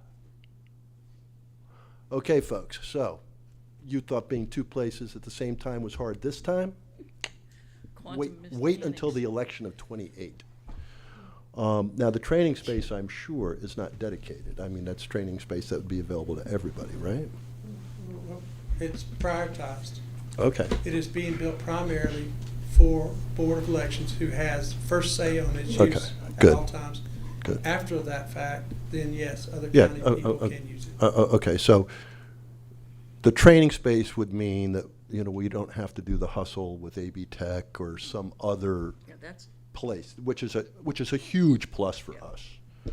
And I Okay. think it's a big bonus for the county. I think we would have Yeah. much larger trainings countywide. We would do a lot more if we had a stable place where we could do it. Right, right. And about- places to park and, what about parking space? You mentioned that. Drop off, for instance, when we have all our judges convene at one time, how many parking spaces are now out there? So, You'd mentioned parking. no, there are no parking spaces out there for this facility right now. Okay, so that's They will- input for us. There will be, yes, it's part of the study. Basically, the total number of spaces that are there on a daily event, total number of spaces that are there for a enlarged event, training event, all of that cumulatively goes together to develop what the parking area will be. So, and I was just pointing out a space because you could see how large it was. Okay. That is the potential space for a parking lot, because it will be a fairly large parking lot. There are some other functions that will be parked as well, like some EMS buses, sheriff's buses, some HH&S buses that stay plugged in and have to stay electric and right, and they will park there except during their use. They'll come back. So it's a functional Okay. parking lot. There are also security areas within the parking lot. Parking lot as a whole will be secure, but within that parking lot will be other secure areas in which are for the deputies' equipment. Sally, nobody knows what happens on election night. No, they don't. They don't. And that's, I really don't expect them to. I don't either. 80 different cars showing up At one time, yeah. when pretty the bus much is at the already- same time. When the bus is already plugged in. And they all need to park. So Yep. we're going to be tackling these kinds of That's fine. issues when we have our next meeting. And how many miles from 35 Woodfin to Canoe Drive? How many miles is it? Takes 15 minutes. Well, I don't know the exact- maybe not these days. Nothing takes Well, 15 no, minutes these not days. now. Since I drive that way back and forth Yeah, to I my know. home. I wouldn't I mind know. that information, yeah. I multiply everything times 2 or But- 3. It, 4.8 in normal conditions, miles. pre-Helene, because I've had projects out there. I had projects out at the training center, a gas pipe install. And from my office, which is 40 McCormick, which is in proximity right down the street from here, I would account for 15 minutes to get there. How many miles? Bad day, 20. It's 5 miles. 7 miles.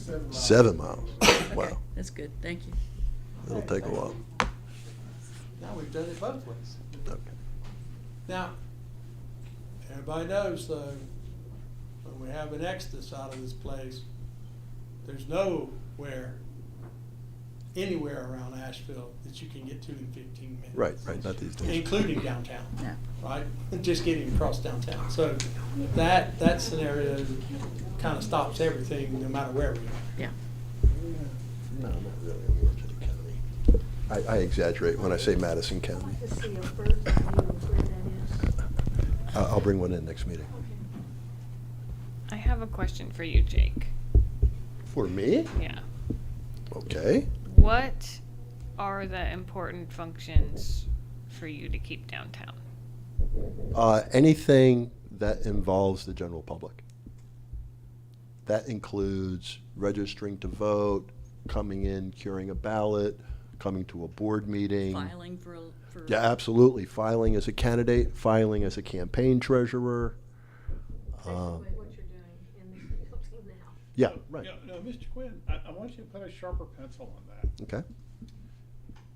Anything that involves the general public, I think that's that would potentially be an unhelpful generalization, sort of like anybody who has to be a supervisor, Gets an in office. front and nobody else does. So, I'm not quite ready to offer a definition there, but I'd love to get a conversation started about our function. I mean, what ought to go to, if you're gonna consolidate, what should the public expect to go to say a location on Riverside as opposed to one next to the county courthouse? What is it that you're really trying to communicate? What are you trying to say? Because I think this is about optics and communication. It is. It's It is. not about it's not about the location, because this is a big county. Riverside Drive's not that hard to get to. There's plenty of people for whom this will be more convenient than less convenient. I mean, I don't know that you can't divide it up like that. You're gonna have to take it to a little higher level of optics for me. And I'm not prepared to do that sitting here, but I really wanna go there, you know? Okay, well, we can have that conversation. I mean, I have, a pretty clear, firmly held view about why it is important to have our public-facing operation Yeah, I want- at the county seat. I wanna hear a whole lot more Okay. about how you define that, how you come to that. You know, Okay. the experience, the observation. I really want it, that's just worth spending a whole Good. lot of effort on for the future. And I would actually really like to have that conversation with my 4 colleagues on the board, as well as hearing from staff on some of this stuff. Oh, yeah, this is Can- several conversations. Well, can we plan to have an initial conversation at our next meeting about that? Because, I mean, there's a clock going on this thing. I do want us to sit down with county management and, share any concerns that we might have or any suggestions that we might have. But I want to have this conversation among ourselves before we Yes. go talk with. No, it's a conversation about what we do and how we do it. Mhm. And that is way before where we put it. Yeah. And that's, oh, yeah. It's Okay. gonna be fun, man. It will. Next meeting, that'll be on the agenda. We'll have a discussion of that. And of course, we do have to figure out when that meeting's going to be, if I'm not mistaken. But hopefully it will be next month. I'm just wondering, can we get a copy of the Slide press, PowerPoint, yeah. the slide point, the PowerPoint, especially the one that has all the functions that you envision being in the building? The first slide you had. Is Just that- in the PowerPoint, yeah. Scott's slide or No, Robert's slide? This one. Second these- Are you okay with me sharing? Cool. Thanks. Actually, It's streaming. do me a favor and share it with everybody else. Oh, okay. Oh, all right, Oh, thank well, you. now you had to tell me how to work it. Oh, no, I'm sorry. You know how you work it? It's not sticking gum. I'll do that. That was going to be my suggestion. Hand it to AK and it'll all be taken care of. We don't plug random flash drives into our machines. This isn't random, this is a county You fund. have I this. have You it. have this. I thought you were giving, I thought Oh, you were it's a giving me remote. I thought you were giving me a clicker to move things. Sorry. It's a really small building. Through Green, we welcome any input. I am at the emphasis of what will be probably the largest newly built facility by Buncombe County in a long time, right? The one that was going to be on Cox Avenue is now going to be out on Canoe Lane. I mean, I realize you guys are, that you're, we're not talking to the locus of control here between the two of you, but you do know what you're doing. And I would really covet the conversation about, when you unpack an instruction that comes from Mount Olympus or wherever, Amy, how you do it, and help us with that language so that we can use the same language with Mount Olympus, and it will come back to you in the same way, and then we'll have a lot more in common when we do that. So, yeah, I would love to get you guys involved in this conversation, if for no reason, just for the sheer intellectual stimulation that it would all offer.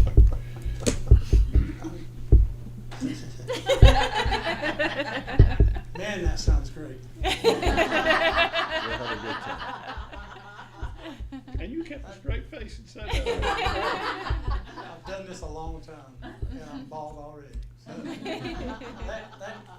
let me be a little cautious in this response, and let me be realistic with you, okay? I am a servant to the county. I am a servitude the administration of this county. My services are employed by them, and what I do is directed by them. It is a hierarchy that I take my orders. I don't make my decisions on those kind of things. It is whether or not the leadership wants me to participate in that, whether or not my boss's boss, Tim, wants me to participate in that, and whether or not my boss wants me to participate in that. Then Robert Brown, when asked by my leadership, by my boss's boss or by my boss, I'm gonna step up and I'm gonna show up and I'm gonna give you everything I've got. Till that time, I cannot accept that. I can't accept your invitation, Well, it's but not I'll an be offer more than yet, happy. because I have to the do that. same problem. I have to run through Mount Olympus over here. So no, don't take that don't put that on your outlook, on your, don't schedule anything like that yet. But I'm just kind of, I'm happy to participate. I'm just talking in a very abstract way about people that I would like for us to access as resources who know what they're talking about. And that would just be, and also to come out, I'm serious about this, how do we come up with a common language? How do we come up with a common language that resonates at that level as well as your own? That's tough. I think Corinne can testify to the fact that we try very hard to listen. We try very hard to communicate clearly. And we try to accommodate to the best that we can for the outcomes. So this building, like I say, is just at the beginning. The whole process of advanced planning is to try to have that conversation and to make it in such a way that it can be described up to the higher levels for them to say, yes, that's great, or oof, we got to go back, right? And you are part of that conversation because your Board of Elections is part of this facility. Every other department that is part of this facility also has part of that conversation on their own turf, on their own time. So, yes, and we have accommodated a number of meetings to try to get the start of this correct because why do you ask for square footage? What's the whole point of that? Because every square foot is $500 per square foot.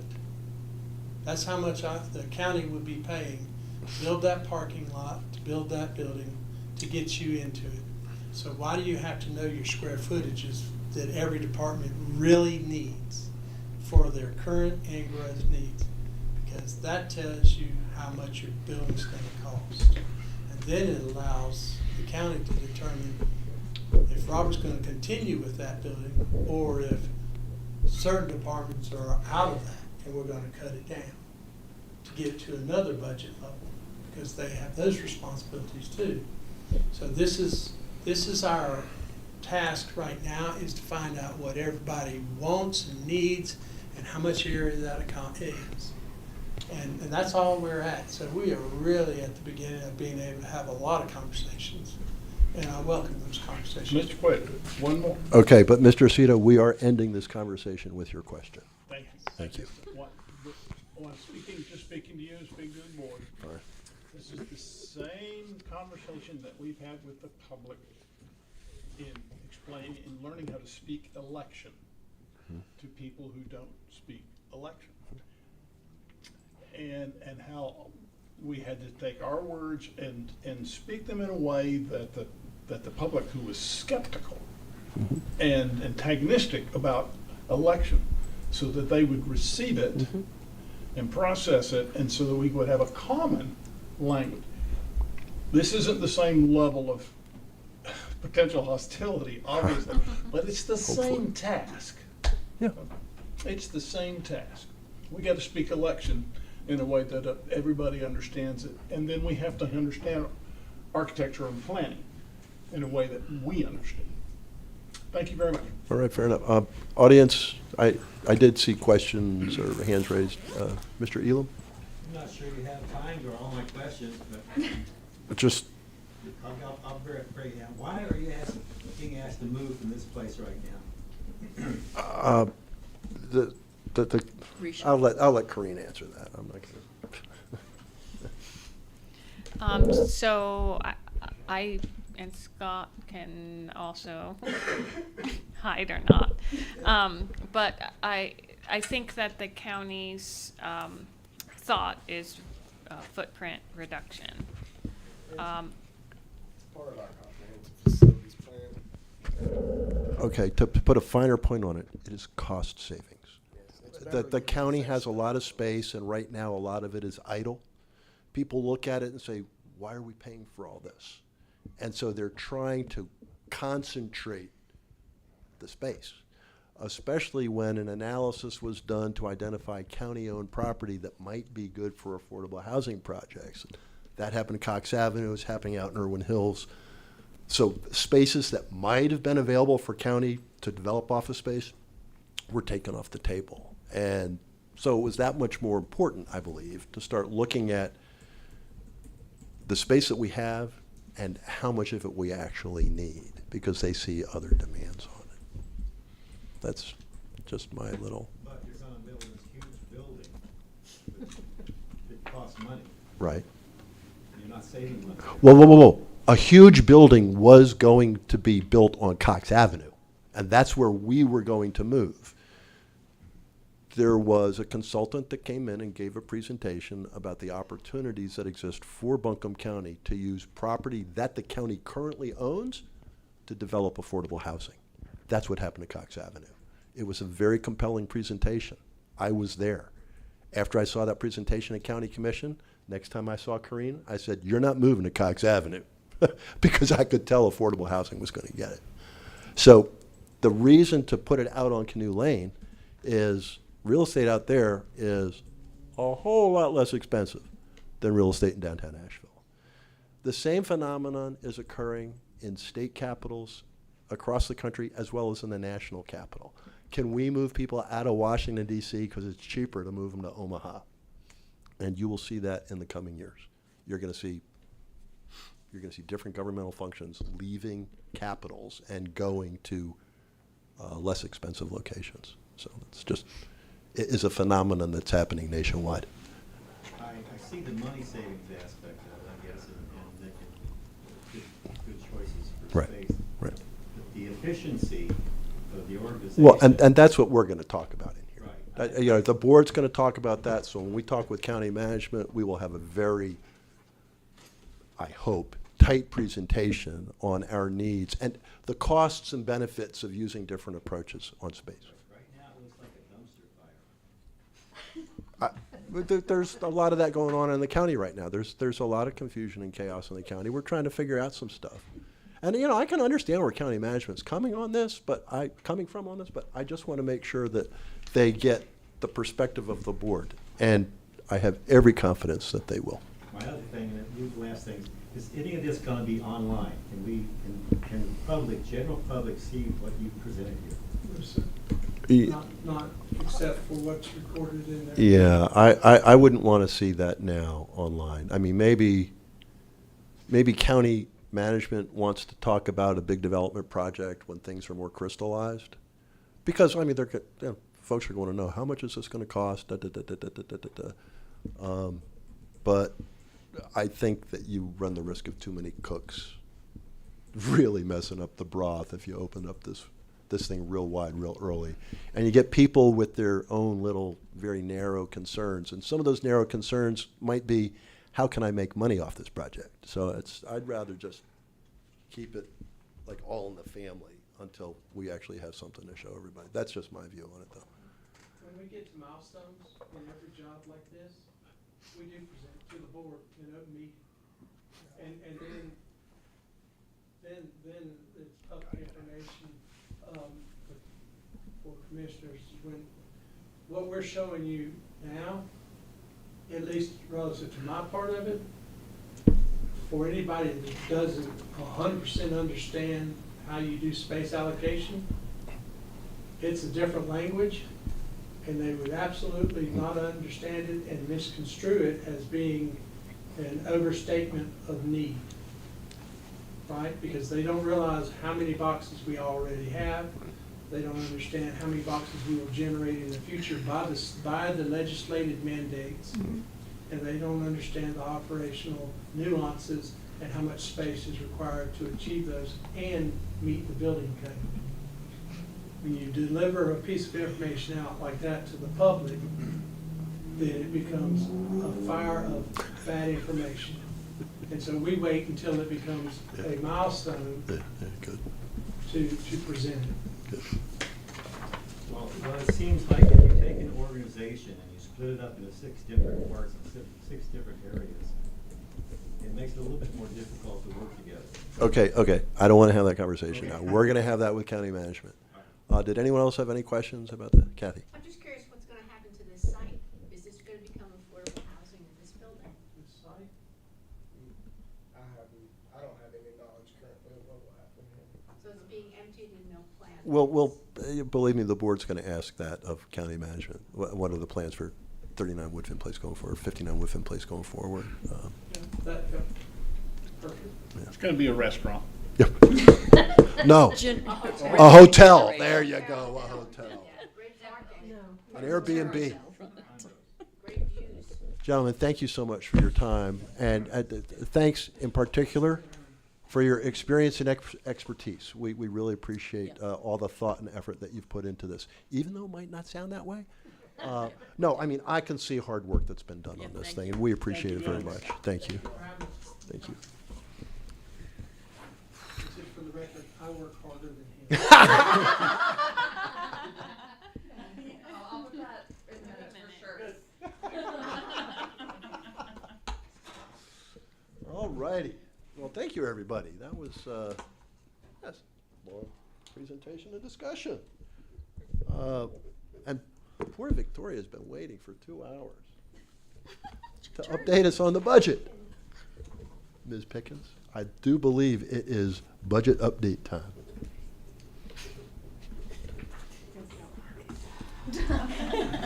Okay. Okay.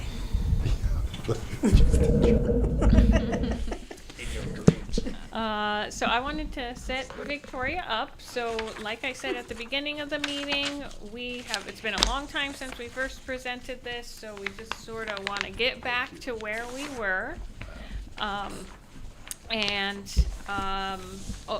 of the overall big picture is that the Board of Elections is charged from our book to propose a budget to the county commissioners, and the county commissioners accept that or not.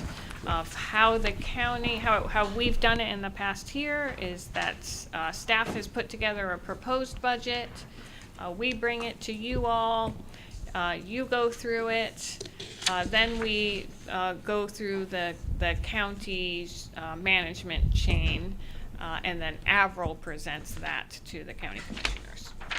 As you know, we've been well supported in the past. Mhm. We are in a different economic environment right now. So the budget that Victoria is presenting right now is what we had before Helene. I anticipate that there probably will be some asks for FY25, the budget that we are in right now. We've been, there's no travel. There's a hiatus on training and travel unless it's necessary, and of course a hiring freeze. And so I think we'll be asked to change this budget probably, but as we learn those things, we'll relay those to you.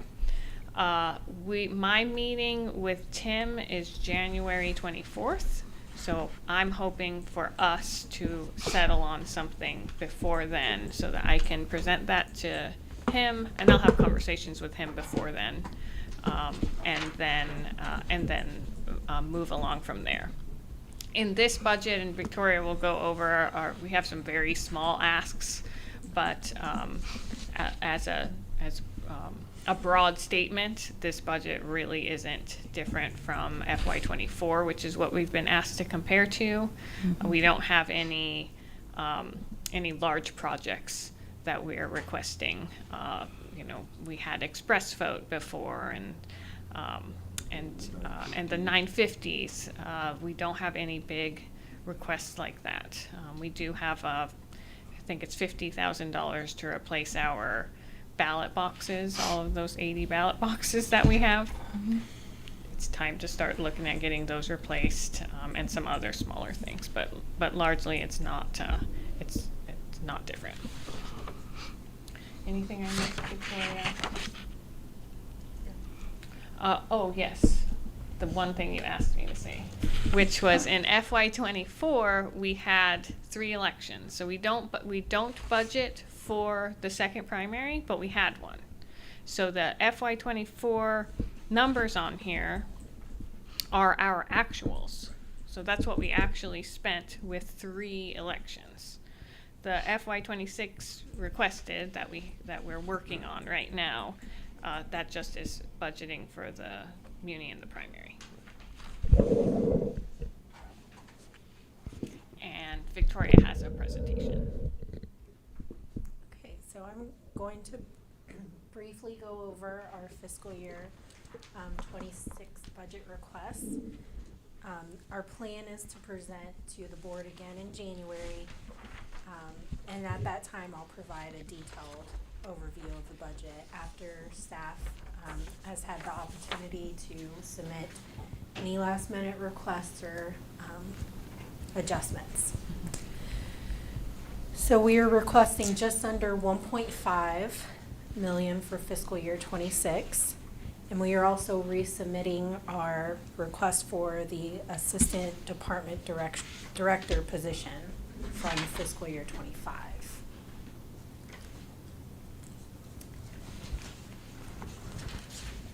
And on the screen is a summary of the last 2 fiscal years. So the gold bars are fiscal year 24. The first one is the budget, what we budgeted. Second is what is the actual. The dark blue is fiscal year 25. So that included the 2024 presidential election that we just went through. So first column is budget, and second is our current actuals. So the fiscal year ends June 30th, 2025. So we have 6 months Right. left. Right. And that much budget left. I was gonna ask our actuals, is that including the additional costs that we have incurred?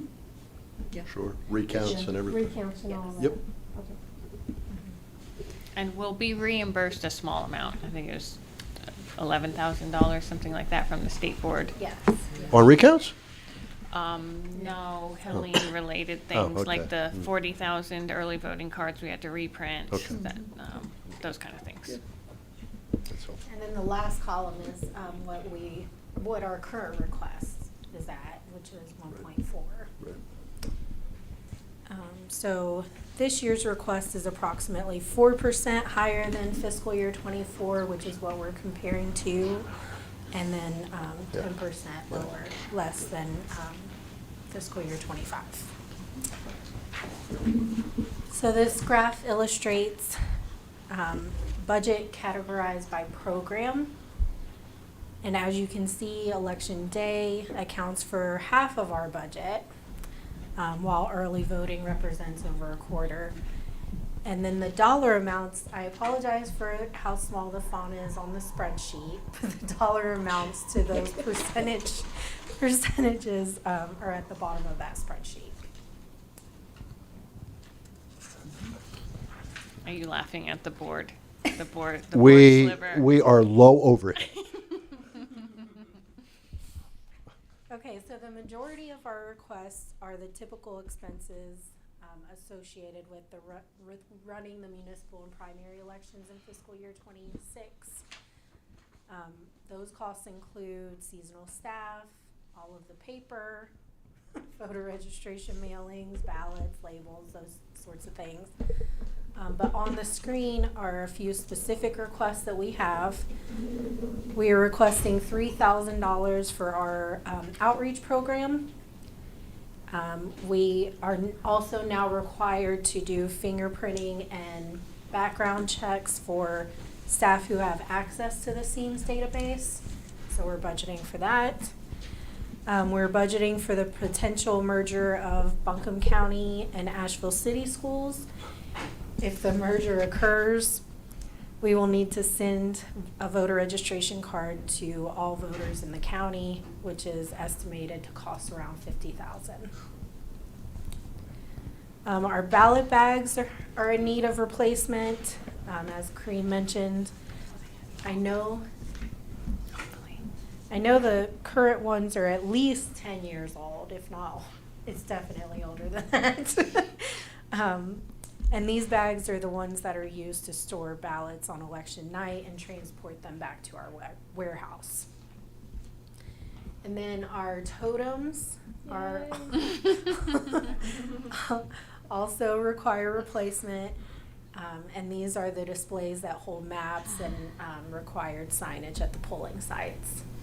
And then finally, we anticipate an increase in travel expense. In fiscal year '24, many of our staff were unable to attend the state conference due to the election and scheduling conflicts. But in this budget, you know, our goal is for all staff to attend the state conferences and then some other election or national center conferences. So that's what we're budgeting for there. Can I ask a question? Yes. I'll forget it if I don't get it now. Sorry. These budget requests are ones that we had not had in prior budgets, correct? Or at least this amount or whatever. Right, Okay, in so. the fiscal year '24 budget. And just quickly, can you tell me where I see those on? So the outreach, where in these categories are they? So outreach is in advertising, election day. So in some categories, we have decreases. Got it, And okay. and then these are the increases, but. All right. And then fingerprinting and background checks, that's in professional services, office operations, I believe. Under office operations? Oh, I'm sorry, it's under office expense, and then, let's see, is it professional services? Oh, yep, I had that wrong, contract and professional services.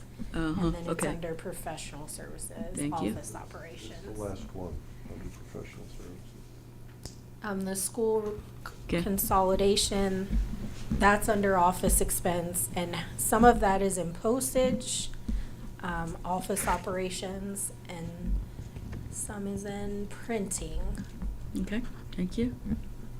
And then replacing ballot bags and replacing the totems. I have that split out somewhere. Here it is, office supplies, election day voting.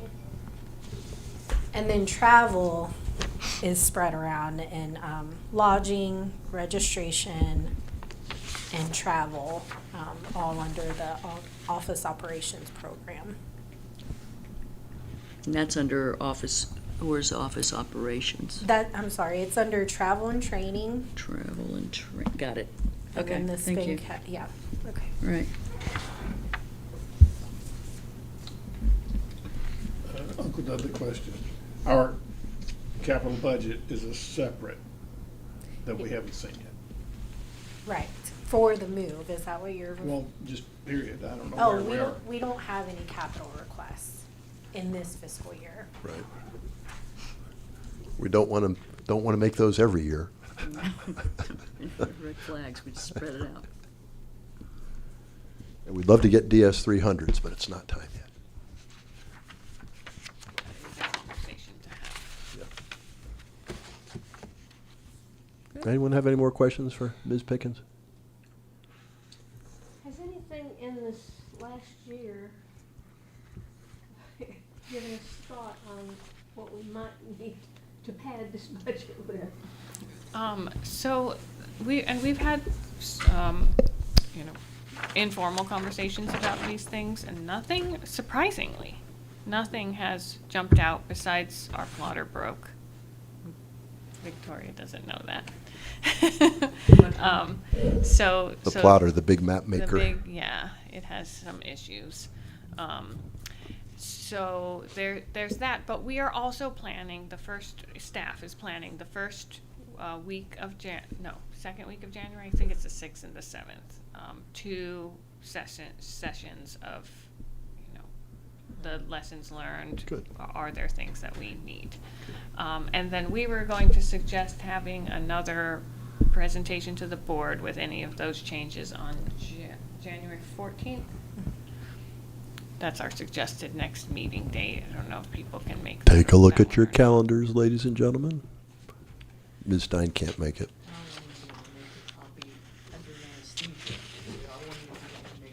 Actually, I think you would be well prepared for that. Can I get some? And that's just the Tuesday. And that's, just the Tuesday. Obviously, we can do any time. And so we would, if anything came out of those meetings, then we would present that there. Well, I have a question on this whole facilities. At what point in time, I mean, we need to talk about this reasonably soon. For Canoe Lane, or for I mean, 30. any ideas that the All of it. board has, any All of it. things that we, what we think that we need to take to leadership at the county? Because the Because this thing- 26, 25, 26, which is the budget, let's see, if we move in 27, at what point do we need to be thinking about this for budget? Well, understand, Well, I was thinking about budgets. we are going to move in the first quarter of 2025. Right, but that's clearly gonna, I guess we've got whatever money we're gonna have for that, right? Yeah, I mean, that's already. We'll see what county management says about any of this, because money can always be moved around. If there's some change that needs to occur because there ends up being a more or less significant change in our move plans, then I would expect that to be accommodated. That's part of this. But, Jake, Yes, sir, Mr. Aceto. so, Corinne, I went as far as the imminent move as opposed to the. Yeah, the final So, move. are you comfortable that all those costs have been accounted for and budgeted, or are you planning to make an adjustment later? I'm not confident. Right. We have been told that there's money for us to move. We've also been asked to reuse as much as possible, which to me feels like yellow flag. Yeah. There's not as much money as we need. So what we need to do is see that, once the carpet's in and the cubes are up, and the space is whatever it's gonna be, and they've gone a long way on it. Then we need to get in there, figure out who's going where, and then we will probably say, oh gosh, that we are gonna need a different Right. storage thing because we don't have the Do space. you Or budget a moving contingency? But the carpets and the cubes are nothing we have to budget for. That's the general services and facilities. They're gonna do the move. yes. Now- But there are going to be some elements that need to be tweaked by Corinne so that the move gives us a space that's as efficient and effective as Is possible. that covered by a contingency, or do you have to get granular about it? I think a lot of it has to come from general services or facilities or, whoever's budget moves lands in.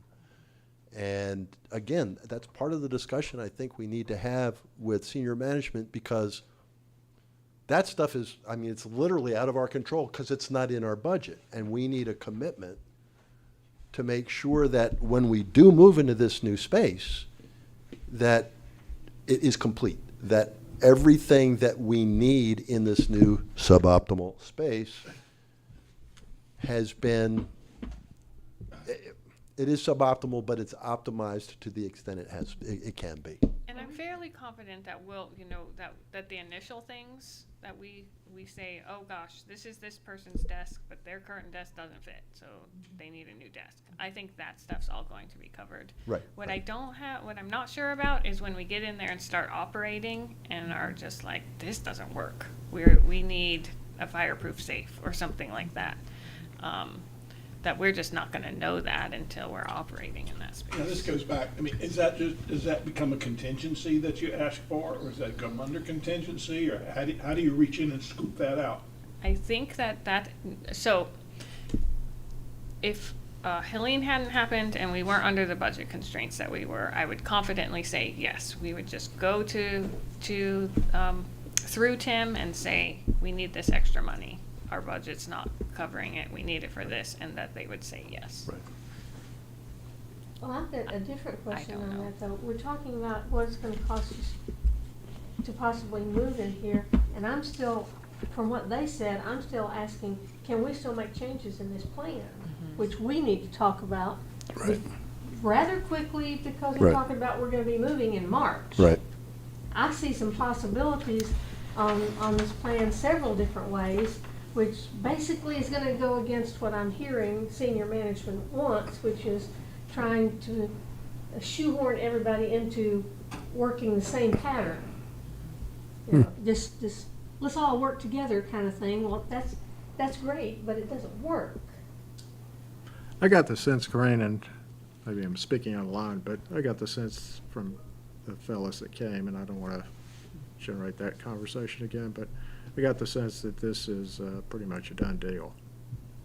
Well, I got the sense it's top down, but we've also had no input at the top. Right. I Right. think what you want to do is hear from Tim whether it is or not, right?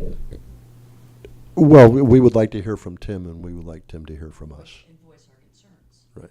Well, or to state the needs that we see that aren't being met with this plan, and then figure out how far the plan can be adjusted to meet the needs that we identify. And all of that, for the timing of needing to get the budget done, probably feels pretty unlikely. We can do one, but I don't know how we're gonna have the county come back with whatever acquiescing they might do, leadership, that could then inform us about what we need to do with this budget. The budget has to be in March. Is that correct? We have to put ours in adaptive in January. January. So, Right. yeah, I think the timing of this is not gonna. Yeah, January 24th, I think, was the date that Director Duncan told us she was going to, Talk with That's to Tim. yeah. And so it would be useful if we could have these discussions before that time, which brings us, and I realize we're still talking budget, but we need to figure out the next time all five of us can get together, because there is a whole lot to talk about. Mr. Quinn, I like this just fine, except as far as it goes, which is we have to deal with Sure. whatever contingencies. The move. Things Right. that didn't make it on the Yeah. plate, how do you do that? But, yeah, I'm good with this, thank you very much, it looks great, no wonderful job. When you wanna meet, Right, I'm with you. bingo. When can everybody meet? Sally, can you give us some sense of your availability? I So- can meet anytime before the 14th. Can I get clarification on what you're wanting to do at the next meeting? Like, are you wanting a building Tim meeting? No. No. I want the board to have a discussion before we get Mr. Love in here. Okay. I don't want him here, I don't want Mr. Love to hear us thinking out loud. I want to do that as a board, and then be more or less all on the same page, and then meet with them. I understand. I So, think we need to meet somewhere around the 7th. What if we even needed before Needed. that? Because if Tim is going to come be with us, I would like to be there before, I'd like that to happen before the 14th if possible. So could we move even sooner than, when we get out, finished with the holiday, where are we? What's the first week of January?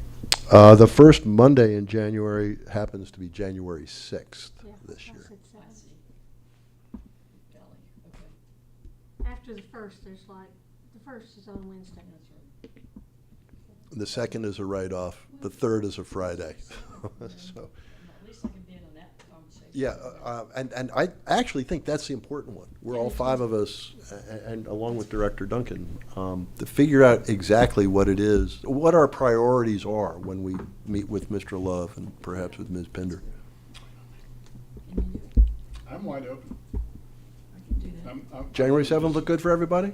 I'm gonna disappear on the 22nd. I'm gonna be very up in the air that week because we're having some reconstruction work done on our house, but that's, go ahead, don't worry about it. Glenn, the cool thing is, this is a great place to hide out Well- when reconstruction is occurring. We've learned that, haven't we, Jack? Yeah, yeah. When it's chaos in my neighborhood, I love being here. I Well, feel I like, just- I mean- and I also feel like you might want staff to be here, right? So we are doing our lessons well, we could.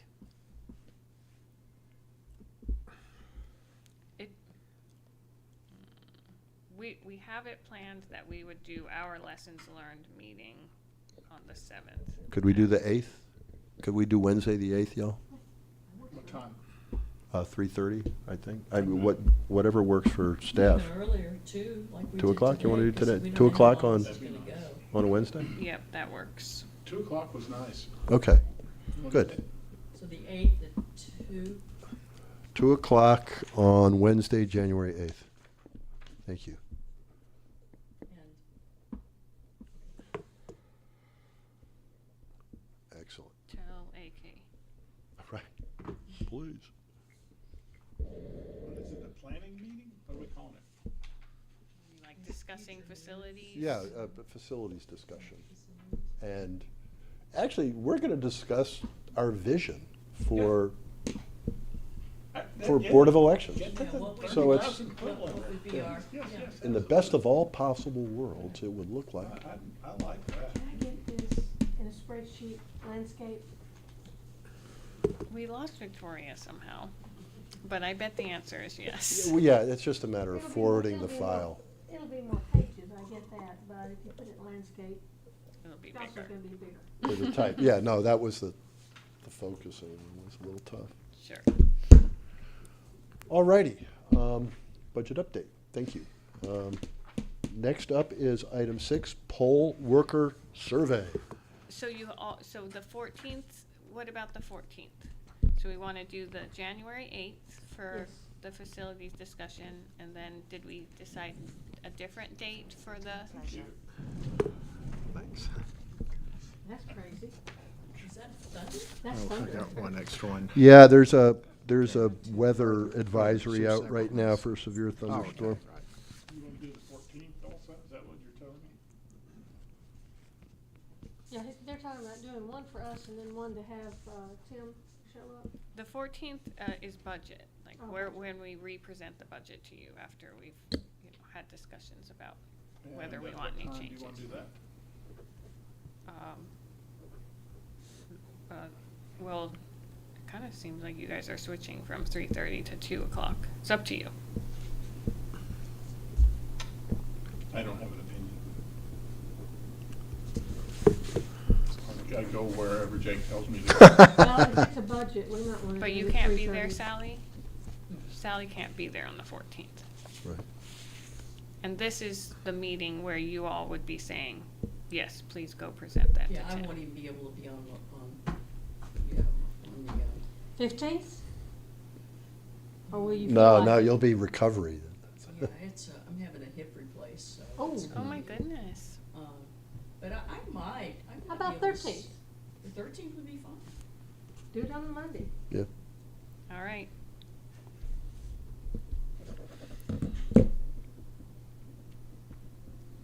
Deb, what time?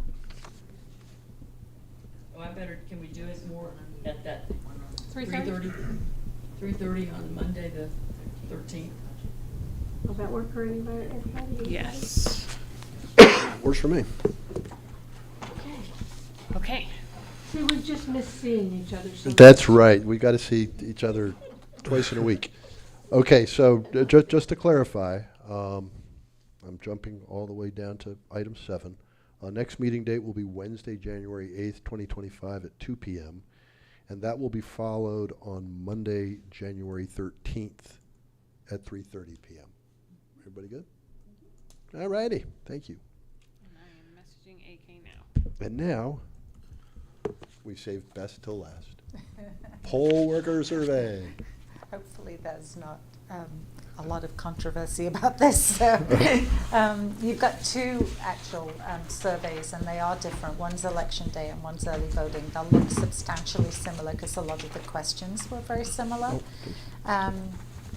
And I just thought I'd briefly just go over a couple of things that jumped out to me to direct you to it, and then I just invite you to look at this at your will, because there's a lot of information in this, and it would probably take a long time to read through it all. So I thought it was interesting. The first question was, is this your first time working either early voting or election day in Buncombe County? And Both of these say early voting. yeah, the election day one at the top, I'm sorry, Okay. is supposed to be Change election that. day, yeah. More than 75%, more than 3/4 of the poll workers were people who had worked before. And I think that's interesting to bring up, just because next year we'll be going through that judge appointment process again. And I think that there's a lot of value to people who have worked for us in the past. They know not only a lot about the actual processes of how to be a poll worker and how things work at the polls, a lot of them know things about specific precincts where they've been working, like don't use that door because it leads to, the back of the trash cans or something. So they bring a lot of very valuable experience. I also think on the flip side of that, I've heard a lot of the poll workers tell me that this was their last election. Mind you, they always say that. So at the end of the night, every chief judge that's their Right, last ever election. But I do think that there may be a number of people who are going to retire, having gone through this big election year. And so it will be very important for us to bring new people in. And I'd especially hope that we could try to bring in younger people, certainly so that we've got more years ahead for them to gain that experience and bring that experience to the table. So. When it comes to why did you choose to serve, I think also there's a lot of similarity between the early voting responses and election day. Interestingly, for early voting, there was a little bit more emphasis on earning money than there was on election day, and I think that's because it goes on for longer, and so they actually do earn money. At the end of the third week, you've had 3 paychecks come in, whereas for election day, it's just a one-off payment, and I don't suppose it makes a lot of difference to many people's finances, but early voting may be a little bit different about that. So I really liked the answer, both of them. There was a category other. What was the reason that you chose to be a poll worker? And there was a category that said other, and it invited them to explain. And in both types of poll worker, explained that there was a strong history of family tradition, and I thought that was also really nice. One person said she's honoring her parents by doing this because both her parents were poll workers. So. Looking down to Spherion. Question before you get to that. Yeah. Tell me about the adequate staffing concern. Yeah, raising- I think that people were worried that we would have difficulty recruiting poll workers, and that same concern came up in 2020 because of COVID, and I think it came up this time because people had concerns about security, people had concerns about unrest and things like that. As a So, motivation to serve? as a motivation to serve, they felt that they needed to step up and fill up what they perceived as a possible gap in poll workers. So. That's amazing.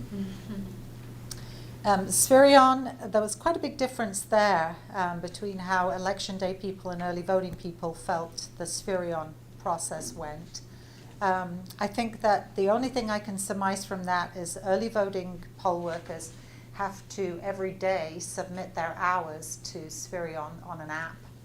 And then if they've done something wrong, they have to figure out how to go back and fix that. Election day people, once they've done the onboarding, it's me that handles the payments, so they have no more contact.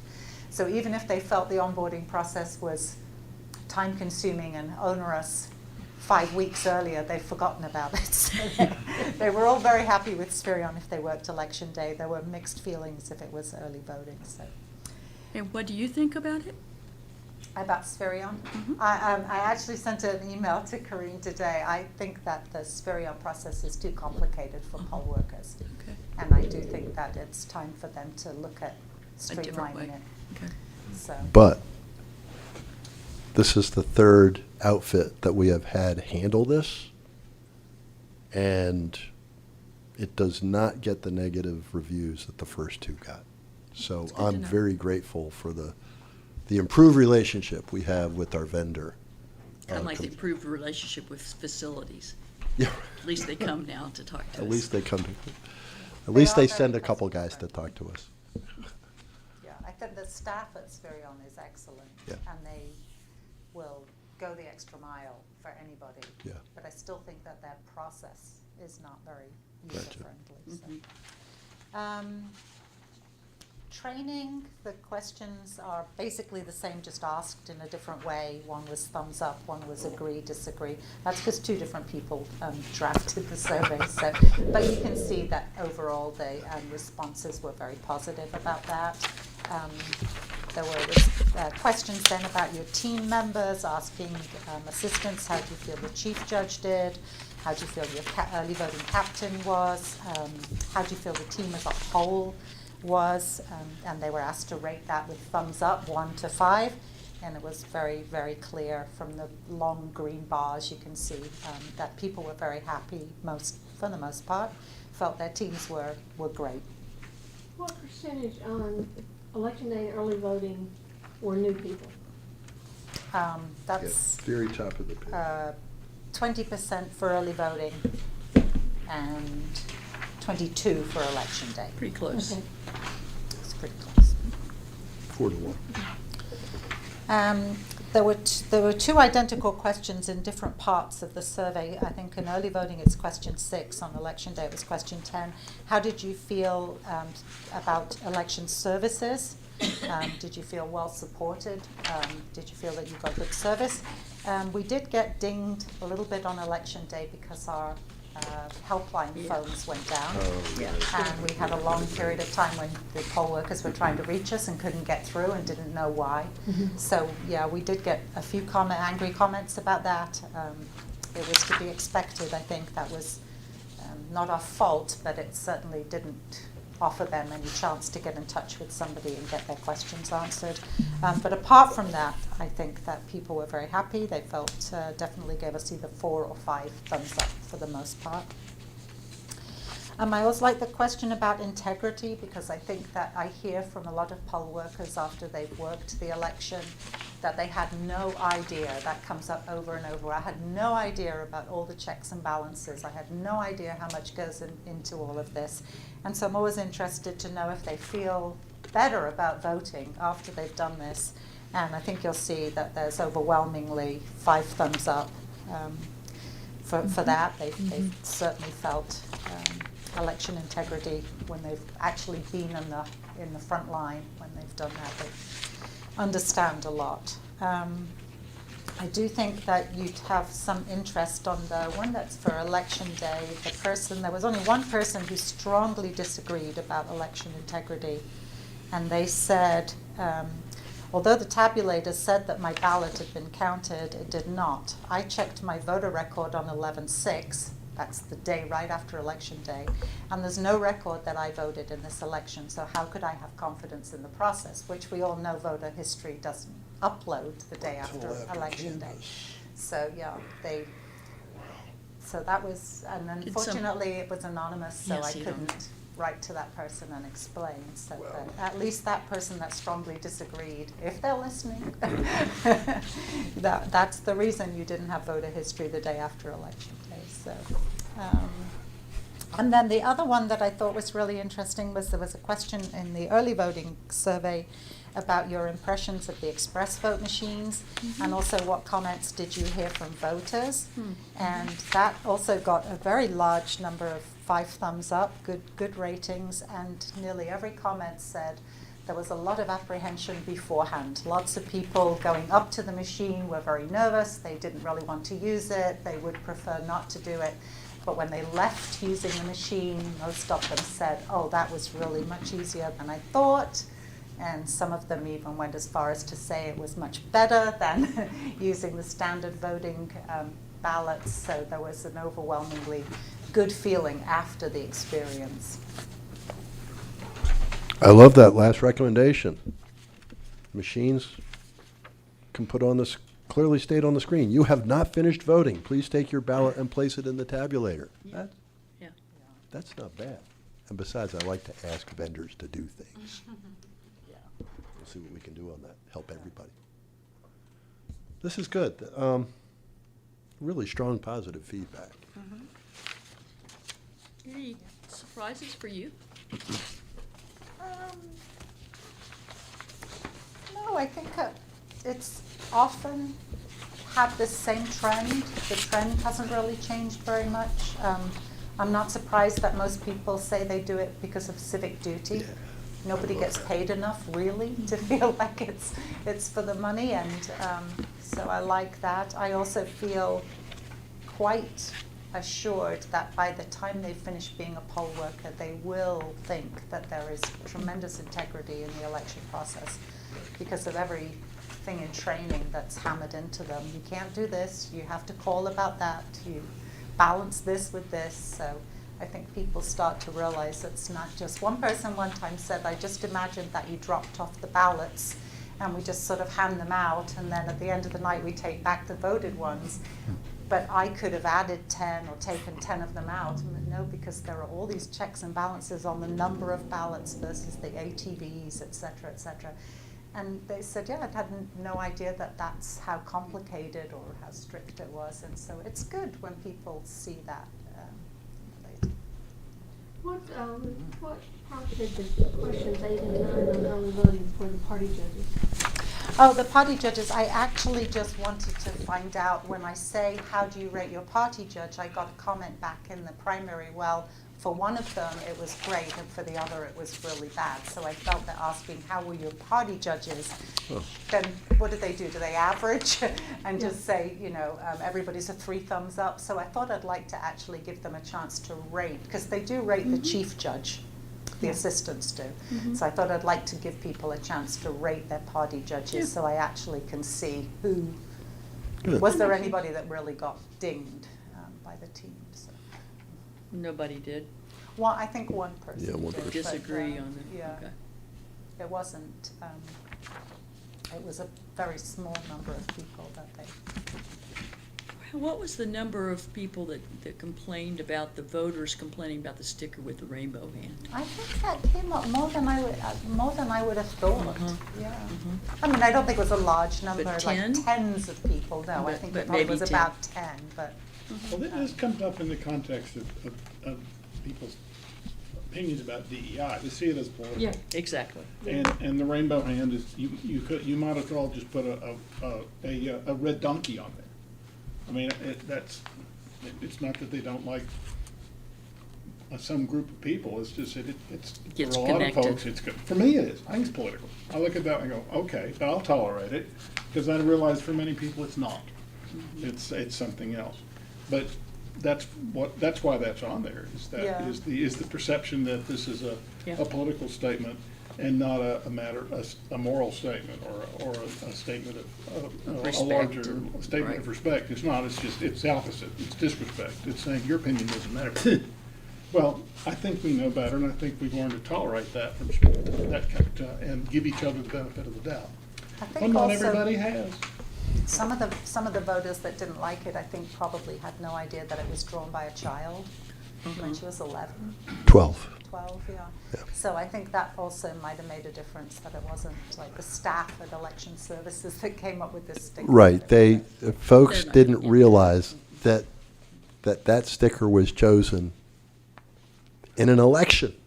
But And- I see his point. I saw his point when I saw the stickers. It's Right. like, that one's gonna generate Yeah, controversy. yeah, yeah.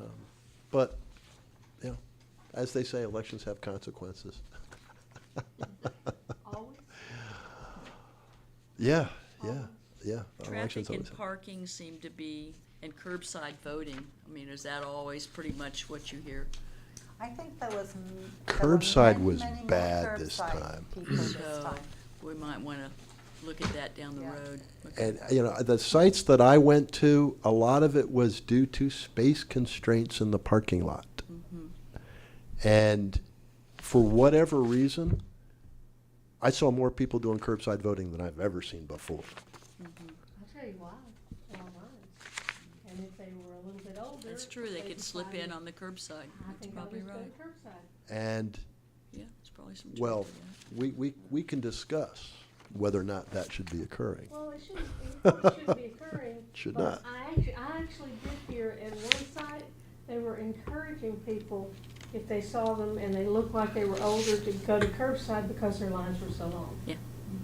Well, And that probably wasn't a good idea, because Yeah. it just gives people the idea that they can. do it, anytime. right. And they'll But tell I all their understand buddies. the lines are so long.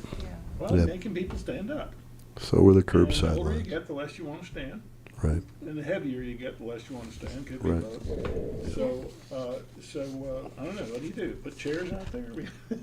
I encourage everybody to take a look at the weight map before you go and vote. Yeah, well, I looked Yeah, at the the weight weight a lot map. this year, and it was maxed out everywhere. Yeah, It was crazy, so. That's a great thing, though, the Yeah, it weight is. map. It is. Way to get people to take more advantage of that. Hey. I mean, People that's I a, know used it. It won a major award.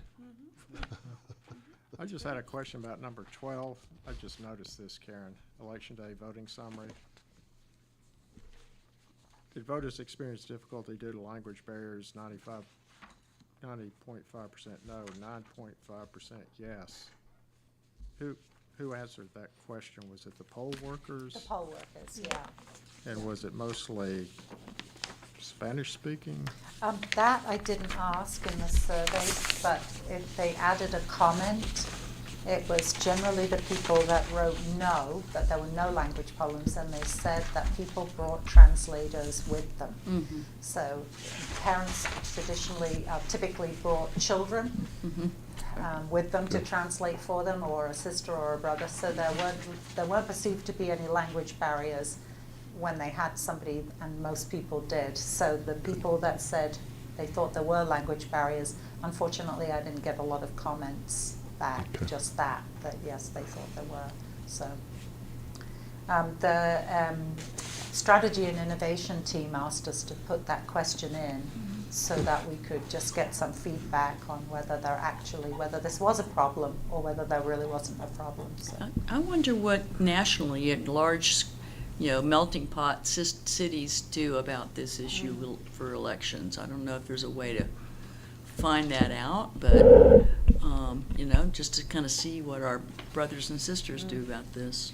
And I just want to make sure that everyone knows that we have access to language translators, but the people have to know it. So it might be more of Right. how do we communicate that we have that. Mhm. And That we would be train the part of poll it. workers to, if they encounter language barriers, what to do. Do you get somebody on the phone? Is that what happens? Yes, yep, we have a partnership with the county's program that they use. Yeah, some people did think it would be helpful to have instructions on how to use the express vote machine in Spanish. That did come up. Yeah. Good. I'll bet ES&S has some literature in Spanish that we might be able to take advantage of. We might. Yeah, or Prenelec, one or the other. Anyone else have any more questions for Ms. Ray? Karen, Great thank you. survey. Thank you. Thank you so much for You the asked survey, right- but you asked the thanks right especially questions. Good.